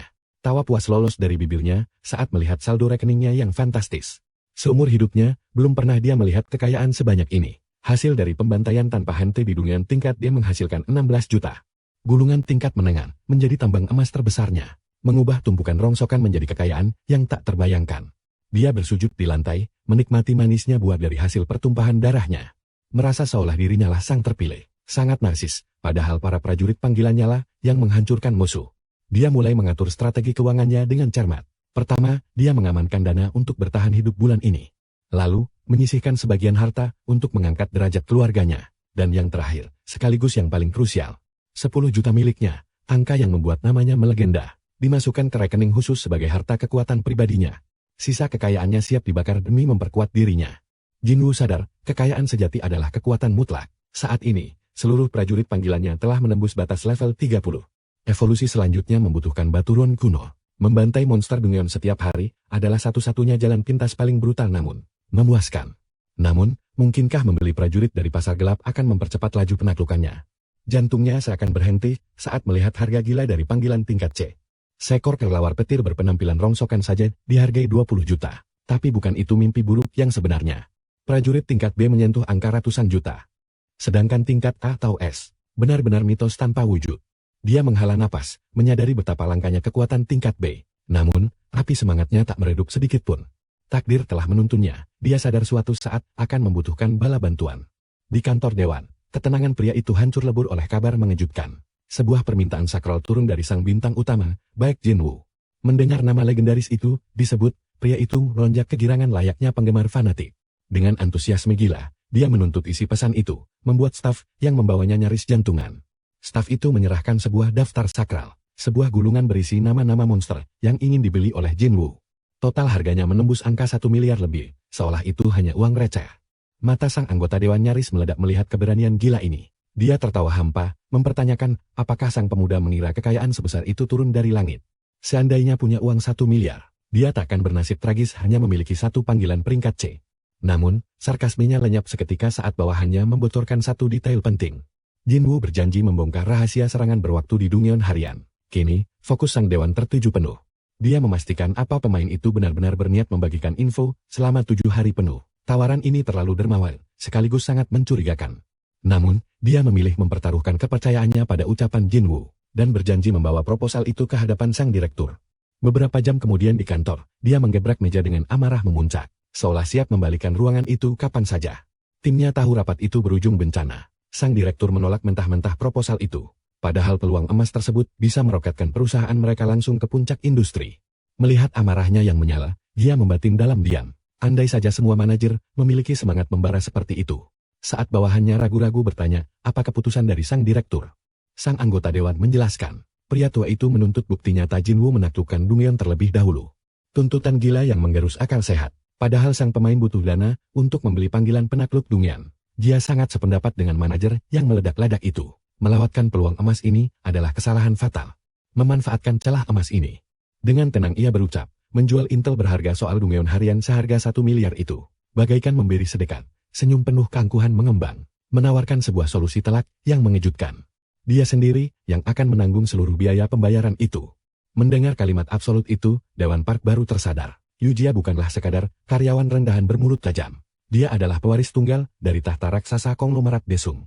Sebagai lulusan pendidikan paling elit di seluruh negeri, gadis muda ini telah menyapu bersih berbagai penghargaan bergengsi dan pencapaian luar biasa sejak ia pertama kali menghirup napas.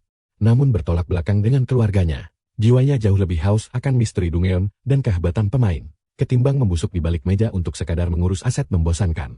Dan tepat pada detik ini, pemain yang paling membakar rasa penasarannya tak lain adalah Jinwoo, sang pendatang baru yang bangkit dari ampas, membabat habis Dongyeon seolah itu sekadar hobi santai. Dengan tawaran eksklusif di depan mata, ini adalah panggung sempurna untuk merekrut monster itu ke agensi pribadinya sebelum kedahuluan oleh lintah darat lainnya.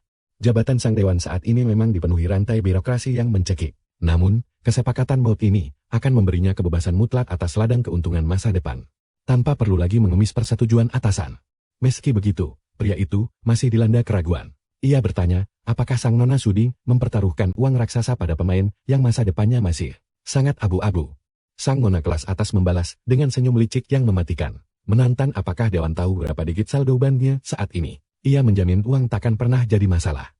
Yang ia butuhkan hanyalah 1 kali tatap muka dengan sang pemain. Setelahnya, ia sangat yakin pria itu akan sepenuhnya bertekuk lutut di bawah genggamannya. Malam harinya, sang nona duduk dengan anggun sendirian di balik jendela restoran kelas atas. Saat itulah target yang dinantikannya akhirnya tiba. Tampil sangat mematikan dalam balutan jas 2 potong yang dijahit sempurna. Jinwoo sendiri sedikit terkejut atas persetujuan kilat sang dewan. Padahal dari sudut pandang sederhananya, ia sekadar meminta pertemuan formal sebagai bayaran atas sedikit informasi rahasia miliknya. Ini adalah pengalaman pertamanya menginjakkan kaki di dalam tempat semewah ini. Tempat elit yang sanggup membuat hotel bintang 5 pun terlihat seperti kelas teri. Barisan pelayan yang menyambutnya di pintu masuk sukses membuatnya merasa bagaikan bos mafia. Sesungguhnya, tepat pada detik itu, sebuah suara selembut sutra memanggil namanya. Mengunci lidahnya seketika, hingga tak bisa berkata-kata. Ia tertegun hebat menatap sosok yang selama ini hanya dilihatnya di layar ponsel. Sang pewaris tahta Daesung benar-benar wujud nyata dari kesempurnaan absolut yang diimpikan orang. Otak jenius, kecantikan tak tertandingi, dan disokong oleh klan paling berkuasa. Sebutkan satu saja kelebihan di dunia, ia pasti memilikinya. Tak pernah terbayangkan dalam mimpi liarnya. Sang jenius yang mendominasi berita utama itu ternyata bekerja sama dengan markas besar. Karena rasa penasaran melihatnya duduk sendirian, Jinwoo pun bertanya, apakah tidak ada orang lain yang bergabung malam ini. Senyum lembut mengembang di wajahnya, menjelaskan bahwa dialah yang secara pribadi mengundangnya, bukan Tuan Park. Tak lama kemudian, hidangan dewa disajikan dengan rapi di hadapan sang pemain. Dia lalu menjatuhkan kabar pahit yang menyayat, bahwa markas pusat menolak mentah-mentah untuk mengucurkan sumber daya permintaannya. Tuan Park telah bertarung mati-matian membujuk para petinggi, namun usahanya hanya berujung pada dinding penolakan yang tak tertembus. Tokoh utama kita tetap memasang wajah tenang. Ia menyayangkan hal itu, tapi dengan santai menebal aura dominasi, menegaskan dirinya akan merajai peringkat 1 dunia, bahkan tanpa dukungan mereka. Namun, sang nona justru memberinya kejutan tak terduga lewat proposal baru, sambil menggeser pelan sebuah minuman kepadanya. Ia membongkar rencana gilanya, niat untuk mendirikan firma manajemen eksklusif, yang diciptakan dan didedikasikan hanya untuk Jinwoo seorang.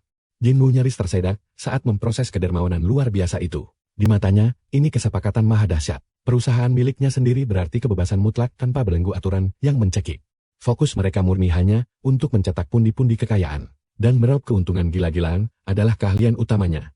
Akan tetapi, itu bukanlah motivasi terbesar yang menggerakkannya. Ini adalah tiket emas untuk mengikat kontrak dengan sosok yang mampu menebus info rahasianya. Dengan tawaran harga paling tinggi. Dia mempertegas ucapannya, bahwa dirinya bersama seluruh kekuatan grup Dasung akan mendukung penuh sang pemain tanpa syarat untuk apapun yang ia butuhkan. Hanya dalam hitungan detik, aura sang dewi sepenuhnya meruntuhkan pertahanan Jinwoo. Ia jujur mengakui pesonanya mustahil untuk ditolak. Sebagai balasan, wanita itu memujinya sebagai talenta emas yang pantas menerima perlakuan istimewa ini. Detail kontrak bisa dibahas nanti, ucapnya santai. Untuk saat ini, ia menyarankan agar Jinwoo menyapa pasukan panggilan yang telah dipesannya. Jinwoo terbelalak tak percaya, permintaannya dikabulkan bahkan sebelum tanda tangan. Seolah wanita itu sudah meramalkan bahwa ia takkan sanggup menolak. Dengan senyum tipis penuh kemenangan, ia menyuruhnya menganggap itu sebagai hadiah kecil tanda perkenalan. Keesokan harinya di pegunungan, sang adik perempuan sibuk mencari keberadaannya di tempat latihan biasa. Sudah seminggu penuh kakaknya menghilang tanpa kabar. Parahnya lagi, pria itu tiba-tiba pindah ke tempat tinggalnya sendiri. Rasa kesalnya, seketika sirna saat seorang wanita elegan melintas, membuatnya terpaku kaget. Ia menoleh 2 kali, merasa tak asing dengan wajah viral itu.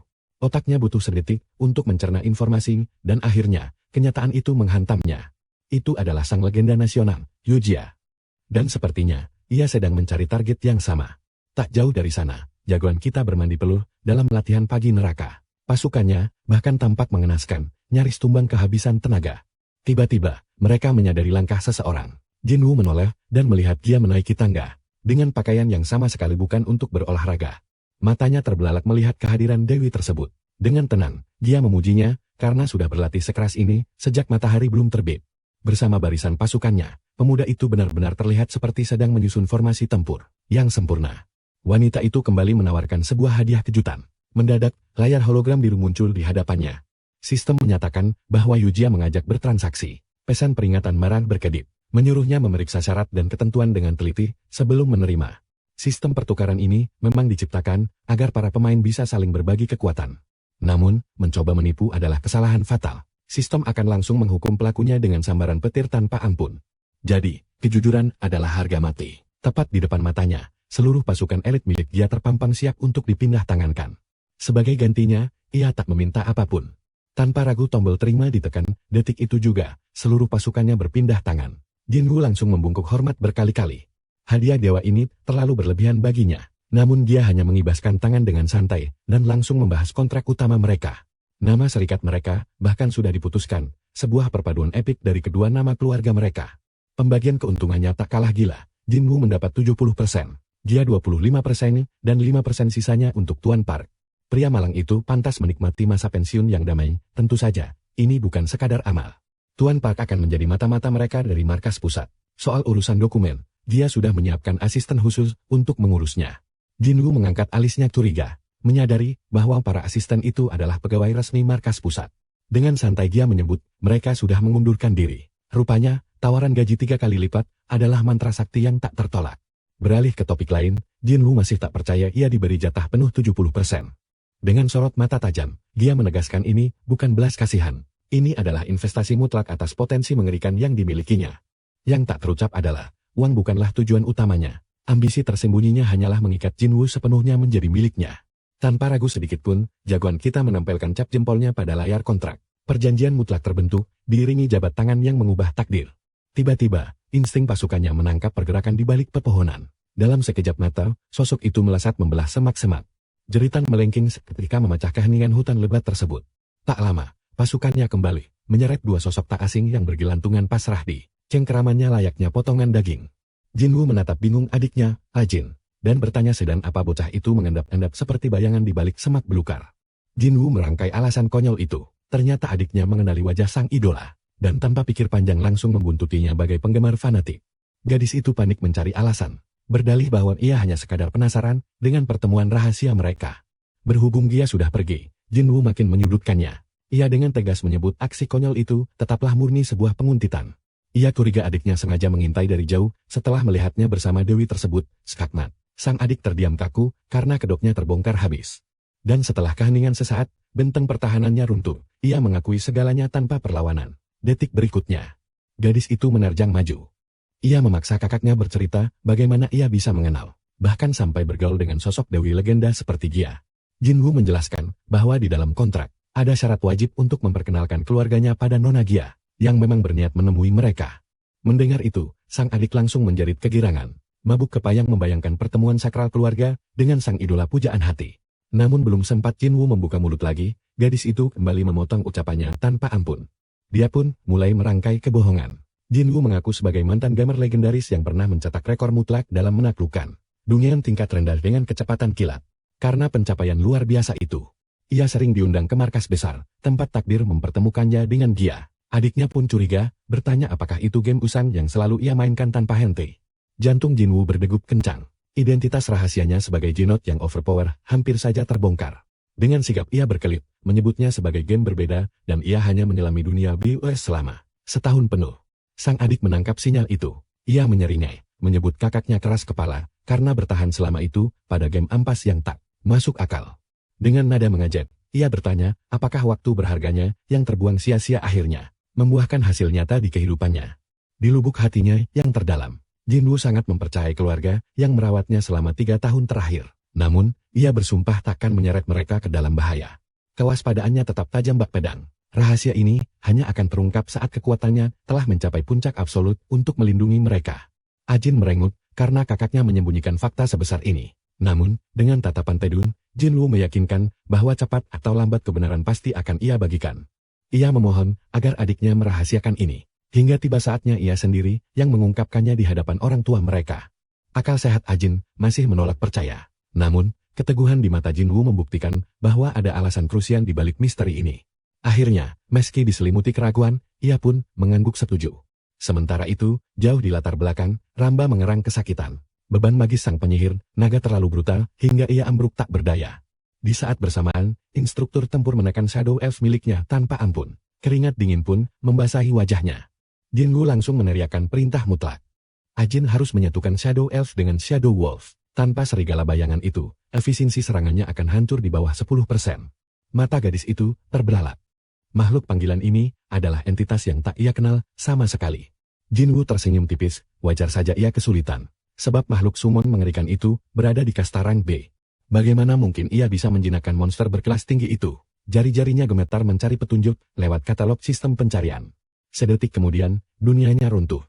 Ia menunjuk harga gila di layar dan berteriak putus asa. Bagaimana cara mengumpulkan uang 500 juta koin emas? Dengan tawa sarkas, ia menebak baru bisa membelinya 20 tahun lagi. Namun sang kakak tersenyum, berjanji akan merampasnya dalam sebulan tanpa berkeringat.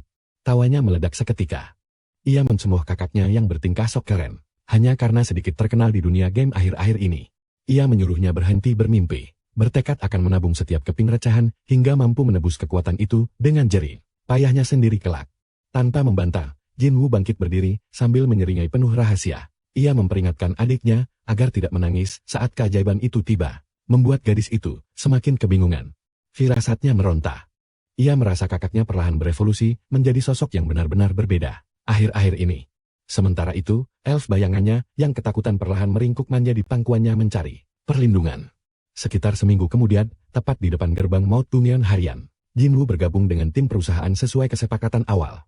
Mereka menyodorkan perlengkapan tempur kelas atas. Keningnya berkerut bingung. Ia sama sekali tidak memprediksi adanya fasilitas semewah ini. Dia menegaskan dengan tajam, bagi perusahaan Ubats, arus informasi adalah harta karun tertinggi di atas segalanya. Mereka memperjualbelikan rekaman penaklukan Dungen berkualitas tinggi dengan harga fantastis, dan armor khusus itu dirancang untuk merekam setiap momen pembantaian. Ia melanjutkan penjelasannya dengan tenang bahwa relik itu memindai medan tempur dalam format 3 dimensi sempurna, seringan bulu dan sangat nyaman dipakai bermanuver. Begitu terpasang, sistem langsung menyala. Asisten itu mulai merekam setiap pergerakannya, menatapnya layaknya mata-mata yang mengawasi dari bayangan. Kanggung, situasi aneh ini terasa lebih memalukan dari pengalaman apapun yang pernah ia jalani sebelumnya. Ia mengaku belum pernah menjajal Dungen Senin, sehingga pembantaian ini mungkin tak akan terlihat mulus. Dia meyakinkannya dengan santai. Mereka cukup menyunting momen pertarungan paling epik saja pada akhirnya nanti. Setelah berterima kasih, Jinwoo melontarkan senyum arogan. Dengan santai ia bertanya, apakah tak masalah jika ia langsung menghancurkan rekor nasional saat melangkah masuk? Ucapan gila itu menggetarkan sang eksekutif. Matanya terbelalak shock, sebelum akhirnya ia memberikan izin dengan suara yang sedikit bergetar pelan. Mengira itu hanya lelukon, ia meminta Jinwoo bersantai. Biarkan insting buasnya sebagai gamer yang memimpin tarian kematian di dalam sana. Begitu menembus portal, sistem mengingatkannya. Rekor penaklukan tercepat di Korea untuk neraka ini bertahan di angka 7 menit lamanya. Seringai mematikan terukir di wajahnya. Menghancurkan waktu murahan itu hanyalah permainan anak kecil baginya. Ingatannya berputar. Dungeon unik ini menjatuhkan rune penyerang langka, membuat durasi pembantaian menjadi penentu mutlak peringkat kekuatan seseorang di papan skor. Sama seperti mekanik game lainnya, rune penghancur ini adalah inti dari sistem BOS. Tanpa benda suci itu, mustahil baginya untuk menembus batas. Ditambah lagi, dungeon ini berwujud misi pertahanan absolut. Bertahan hidup dari gelombang monster selama 30 menit adalah kunci kemenangan. Namun, kecepatan tetaplah segalanya. Jika ia berhasil memenggal kepala sang bos terakhir, sang lead kematian, dimensi ini akan hancur seketika. Karena itulah, memusnahkan bos utama menjadi taktik mutlak para top ranker demi rekor tercepat. Jinwoo memeriksa senjatanya, layar sistem terbuka, menampilkan formasi 3 regu tempun mematikan. Persiapan telah matang. Ia langsung memuat formasi andalannya tanpa membuang sedetik pun.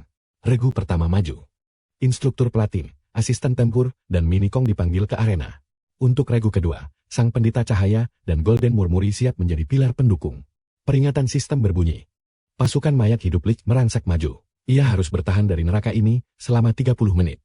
Waktu bergulir. Minikong mengamuk liar, mencabik-cabik pasukan tengkorak itu tanpa ampun sedikit pun. Dengan tatapan tajam, Jinwoo memberi titah mutlak, bantai mereka dan buka jalan kemenangan. Lautan monster mendekat. Ia memerintahkan pasukannya menguasai dataran tinggi secepat kilat. Sang instruktur, sempat terkejut. Namun ia patut, sadar betul bahwa aksi epik ini sedang disiarkan langsung. Kalkulasi Jinwoo sangat akurat, butuh 2 menit menuju puncak, dan di saat krusial itu, ia yakin penuh, Minikong dan Hung akan menyapu bersih monster rendahan itu. Posisi strategis diamankan. Sang asisten tempur bersiaga penuh, menanti fase eksekusi selanjutnya. Ingatannya berputar dulu. Asisten ini punya jangkauan dan akurasi dewa untuk momen khusus. Namun realitanya, daya hancurnya sangat menyedihkan. Bahkan butuh berjam-jam hanya untuk menumbangkan satu monster kroco. Meski begitu, di dalam dungeon senin level rendah ini, ia adalah kartu as terbaik melawan Lich berdarah tipis. Asisten dilarang menembak. Pendeta cahaya, turunkan berkah suci ke medan perang sekarang. Cahaya itu krusial. Tujuannya menghancurkan perisai kegelapan Lich yang kebal terhadap serangan jarak jauh. Begitu tameng absolut itu, hancur berkeping-keping. Titah eksekusi turun. Asisten tempur melepaskan tembakan beruntun tanpa ragu sedikit pun. Barisan depan menahan gelombang monster, sementara dukungan udara bersiap. Tembakan asisten meluncur, namun dayanya masih terasa lemah dibanding yang lain. Tapi itulah kuncinya. Akurasi mematikan itu, mengikis HP sang Lich secara perlahan, namun pasti. Rentetan tembakan telah membuat monster bos itu mulai goyah. Jinwoo menyeringai, jika memakai rune biasa, pertarungan ini pasti akan sangat membuang waktu. Pantas saja tak ada yang memakai asisten ini. Tiba-tiba, seekor tengkorak lolos menyerang Jinwoo. Namun tebasan kilat Hung melenyapkannya. Sang pemuda tersenyum puas, ia punya kartu truf. Kombinasi rune dan kekuatan Hung membangkitkan potensi sejati sang asisten. Dengan buff mengerikan ini, bahkan monster boss tingkat tinggi pun akan rata dengan tanah. BOR, tembakan fatal meluncur. Sang Lich mengerang hebat sebelum akhirnya tumbang tanpa daya. Bunyi sistem bergema. Bos tewas. Rekor dungeon gila terselesaikan hanya dalam 4 menit 12 detik. Seluruh tim inti menghela napas lega. Layar menampilkan pencapaian epik, meruntuhkan rekor tertinggi sepanjang sejarah Korea. Di sisi lain, Gia terkesiap. Apakah pemuda itu berniat melakukan tim attack di percobaan perdananya? Ambisi yang terlalu gila. Baru seminggu, ia mendapat pasukan barunya. Padahal mereka siap menanggung risiko meski ia gagal menembus rekor itu sekalipun. Sang asisten menelan ludah, bertanya cemas. Mungkinkah Jinwoo benar-benar sanggup merajai semua rekor tanpa sisa? Memecahkan rekor hari Selasa memang pencapaian luar biasa, namun mereka sama sekali buta akan taktiknya untuk menaklukkan dungeon mematikan selanjutnya. Masih banyak top player veteran di Korea. Ia mulai ragu, mungkinkah Jinwoo menyembunyikan kartu as lainnya dari mereka? Dia memotong tajam, menanyakan keraguannya. Teguran halus itu langsung meruntuhkan ketegangan sang asisten. Wanita itu tersenyum tenang, tak perlu mencemaskan investasi ini. Semua dibiayai penuh oleh kantong pribadinya. Dalam skenario terburuk pun, ia menjamin masa depan karir mereka akan tetap aman tak tersentuh. Bahkan, gaji mereka dipastikan takkan dipotong sepeser pun. Tangis haru pun langsung pecah dari wajah keduanya. Dia merenung dalam diam, kekayaan mutlaknya mampu mengatasi badai apapun dari pertaruhan gila ini. Namun instingnya menjerit. Terasa ada rahasia gelap dan kekuatan yang jauh lebih monster bersembunyi dalam diri Jinwoo. Aura arogansi absolut sebelum masuk dungeon tadi membuktikan satu hal. Ujian ini hanyalah pemanasan kecil baginya. Tiba-tiba, kabar mengejutkan datang. Rekor mustahil akhirnya benar-benar hancur lebur. Markas besar gempar. Mereka tak percaya rekor dunia tingkat rendah hari Senin baru saja dilibas. Dengan selisih waktu 3 menit yang sungguh tak masuk akal. Jari mereka gemetar saat melacak sang pemecah rekor, sebuah nama muncul, Baek Jinwoo. Fakta ini sukses membuat rahang semua petinggi di sana jatuh terbanting. Sementara itu, di depan gerbang Dungeon, tangan Gia bergetar hebat, otaknya perlahan memproses kala gila dari peristiwa bersejarah yang baru saja terjadi. Dalam benaknya, bisnis ini paling buruk pun akan tetap untung. Namun jika Dewi Fortuna memihak, keuntungan yang meraksasa dan melampaui segala ekspektasi sudah ada di depan mata. Kembali ke dalam Dungeon, sang protagonis kita menatap pemandangan epik di hadapannya. Sembari memandangi portal bercahaya itu, sebuah ide brilian tiba-tiba melintas di kepalanya. Ia pun langsung mematikan tombol rekam, lalu dengan tenang memanggil layar sistem holografiknya. Sudah waktunya untuk sesi panen besar-besaran. Dalam sistem permainan ini, setelah pemain menaklukkan Dungeon harian, sebuah fitur Dewata bernama pertarungan otomatis akan langsung terbuka leluasa. Sesuai namanya, selama pasukan panggilanmu sibuk membantai monster, kamu bisa duduk manis sambil menikmati aliran hadiah yang tiada henti. Tanpa buang waktu, Jinwoo mengembalikan sang instruktur iblis ke dalam inventaris. Dan sebagai gantinya, dia memanggil Peri Ramba. Dengan senyum penuh arti, ia menunjuk peri itu sebagai mandor resmi untuk sesi kerja Rodi malam ini. Ramba tersentak kaget. Jinwoo menjelaskan bahwa Hung sedang diistirahatkan karena pria kekar itu punya tugas suci untuk melatih pasukan lain. Sang tokoh utama menggoda, menawarkan apakah Ramba ingin ikut berlatih juga. Pertanyaan itu sukses membuat Ramba mematung. Ingatan kelam seketika menyerang benak sang peri malang. Terbayang bagaimana instruktur tanpa ampun itu memeras keringatnya, memaksanya melewati neraka pelatihan fisik yang menghancurkan mental. Dihantui masa lalu yang traumatis, air matanya tumpah. Ia memohon sambil meratap, lebih memilih memburu monster sampai mati daripada harus kembali berlatih. Setelah sepakat, Jinwoo merancang taktik brilian. Ratakan semua Dungeon harian terlebih dahulu. Lalu keruk semua keuntungan menggunakan sistem pertarungan otomatis tanpa sisa. Keuntungan ganda pun diraih. Pasukan panggilannya akan naik level secara mandiri, menciptakan sebuah ekosistem pertanian level yang sempurna dan sangat mematikan. Tanpa ragu, sang tokoh utama melangkah pergi. Peri angin melambaikan tangan dengan penuh syukur, lega telah lolos dari siksaan neraka. Namun, begitu ia keluar dari portal, sebuah pemandangan luar biasa menyambutnya. Karpet merah membentang megah. Anggota timnya berbaris rapi, menyambutnya bagaikan seorang pahlawan legenda yang baru saja turun dari kahyangan. Mengabaikan sambutan berlebihan itu, ia mengerahkan peralatan miliknya dan bertanya pada Gia, apakah semuanya sudah beres. Wanita itu menunduk hormat, menjamin dengan nyawanya bahwa identitas asli sang monster muda ini tak akan bocor ke publik. Di luar dugaan, Jinwoo menepis kekhawatiran itu. Tatapannya menajam, menembus manik mata Gia, dan dengan nada dingin, ia memerintahkan satu hal mutlak: lindungi keluarganya. Sindikat gelap Korea sangat mematikan. Namun, karena musuh hanya menargetkan dirinya, pihak agensi bisa lebih fokus menjadi perisai bagi keluarganya. Keheningan mencekam sejenak sebelum dia mengangguk tegas. Ia bersumpah akan mengerahkan seluruh aset kekuatannya demi menepati janji suci tersebut. Tak berselang lama, sang pahlawan kembali mengamuk di Dungeon pertamanya. Mengandalkan monster kadal tutul, ia kembali mengukir rekor tak masuk akal di angka 3 menit. Ia sengaja menahan kekuatannya agar pergerakannya masih terlihat wajar di layar monitor. Padahal nyatanya, kekuatannya sudah setara dengan para dewa peringkat dunia. Menggabungkan drone kecepatan pada kadal dan mantra angin dari sang elang, memecahkan rekor kini semudah membalikkan telapak tangan. Puas dengan hasilnya, Jinwoo mematikan rekaman dan kembali melangkah ke dunia nyata. Hari berganti. Kini saatnya menaklukkan Dungeon hari Rabu, sebuah neraka es yang membekukan darah.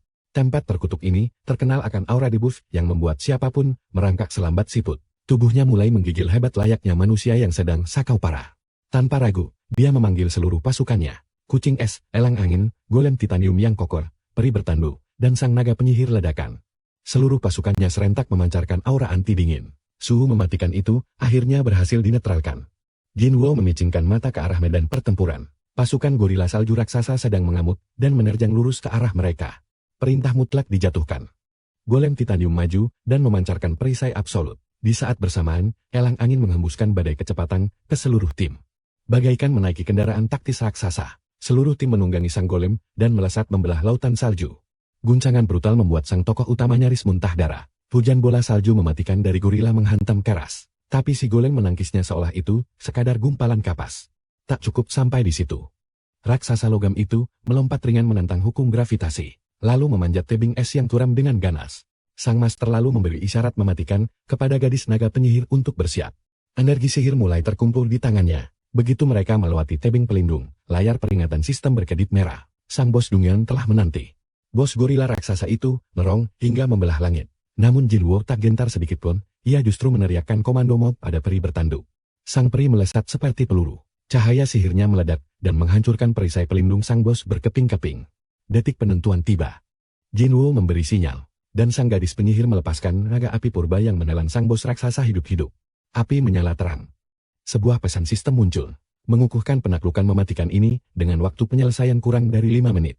Jinwoo bersorak merayakan rekor legendaris barunya. Namun sedetik kemudian, ia tumbang memuntahkan isi perutnya akibat mabuk perjalanan.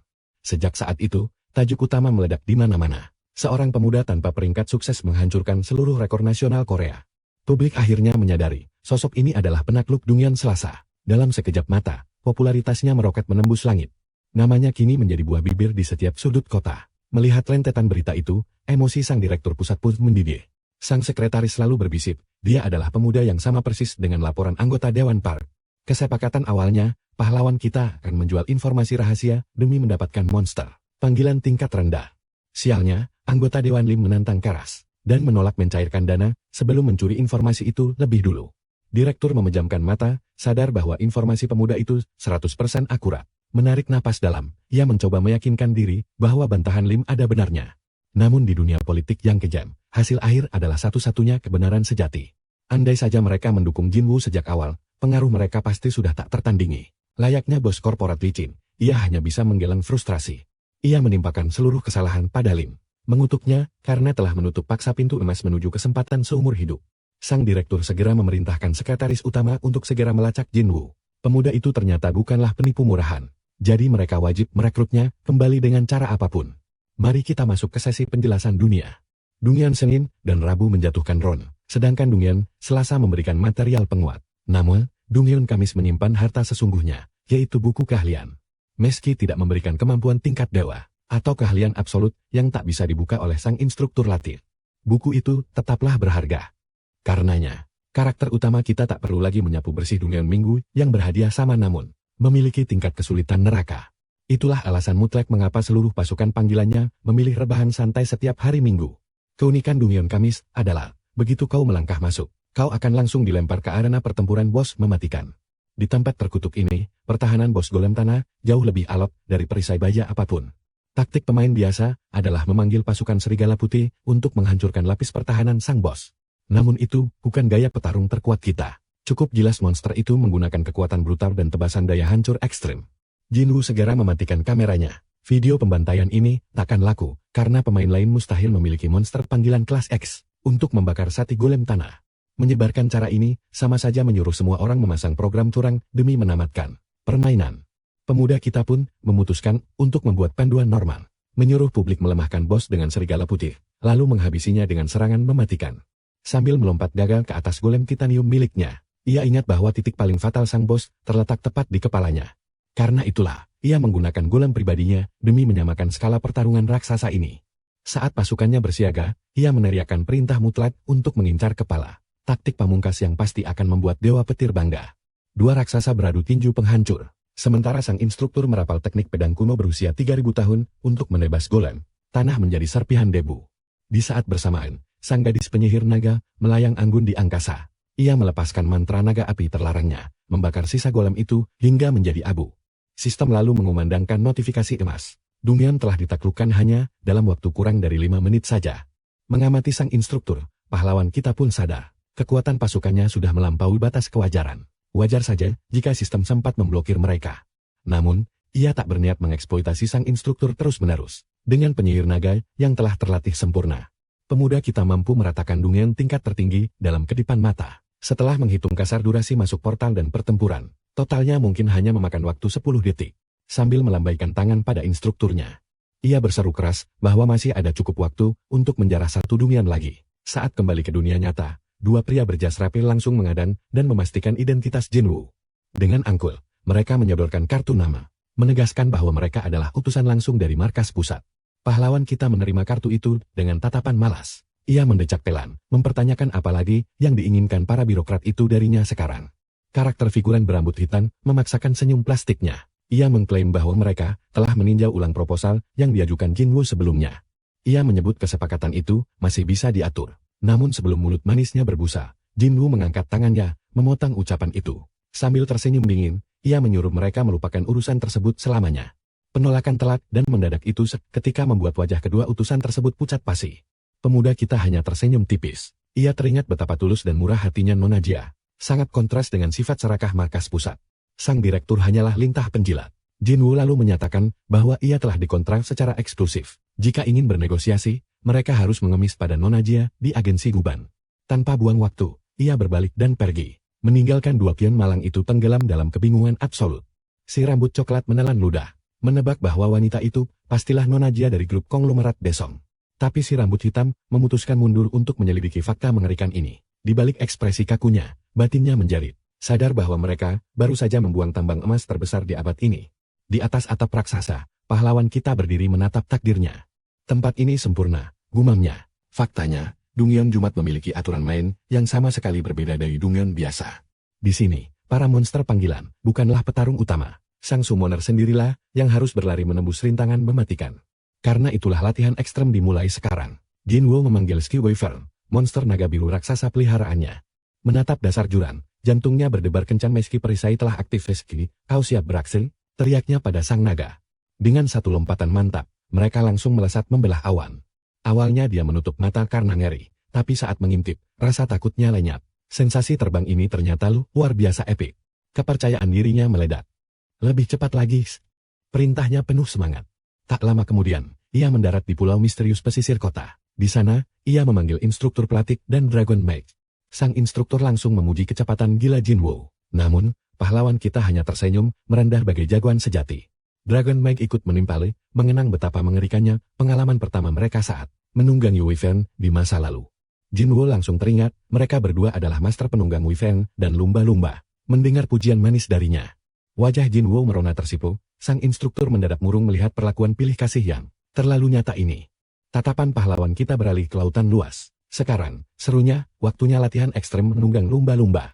Dia membakar semangat mereka berdua, belajar langsung dari para master adalah jalan tercepat. Aku mengandalkan kalian berdua. Beberapa hari kemudian, momen penentuan Dongyeon Jumat tiba. Tempat legendaris ini adalah satu-satunya sumber rune tingkat dewa. Sebagai pembuka, Wind Falcon dipanggil ke medan laga, berikan aku buff kecepatan maksimal. Perintahnya tegas. Kuda-kuda disiapkan, menanti hitungan mundur. Saat sinyal menyala, dia melesat bagai peluru, menghindari hujan proyektil mematikan. Jinwoo benar-benar tak terhentikan. Menembus rintangan gila, ia memutuskan untuk membuka rute rahasia sekarang. Menghadap ke lautan, ia ingat aturan normalnya adalah menyeberangi permukaan air dan terus berlari, tanpa henti. Persetan dengan aturan. Dia terjun bebas ke laut, memanggil Ski Dolphin miliknya. Menggenggam siripnya erat, dia menarik napas dalam dan menyelam strategi jenius. Lewat jalur bawah air, semua jebakan darat berhasil dilewati. Tiba di ujung seberang, sang lumba-lumba melompat apit ke udara. Di detik itu juga, Ski dipanggil. Wyvern raksasa muncul tepat di bawah. Pahlawan kita mendarat mulus di punggungnya bagai master sejati. Ia terbang bebas melewati sisa rintangan. Benar-benar menghancurkan harga diri sang pencipta Dongyeon. Sisa arena terasa seperti lelutan saat ia melintasi garis akhir. Notifikasi sistem menyala terang. Dongyeon berhasil diselesaikan. Jinwoo mencetak rekor gila. Membersihkan zona mematikan ini hanya dalam 2 menit. Rekor Korea Selatan hancur lebur tanpa sisa. Sebagai gantinya, sistem langsung menganugerahinya sebuah hadiah spesial misterius. Dengan pose kemenangan 2 jari, mereka berdua kembali mengangkasa membelah langit, menuju petualangan epik selanjutnya.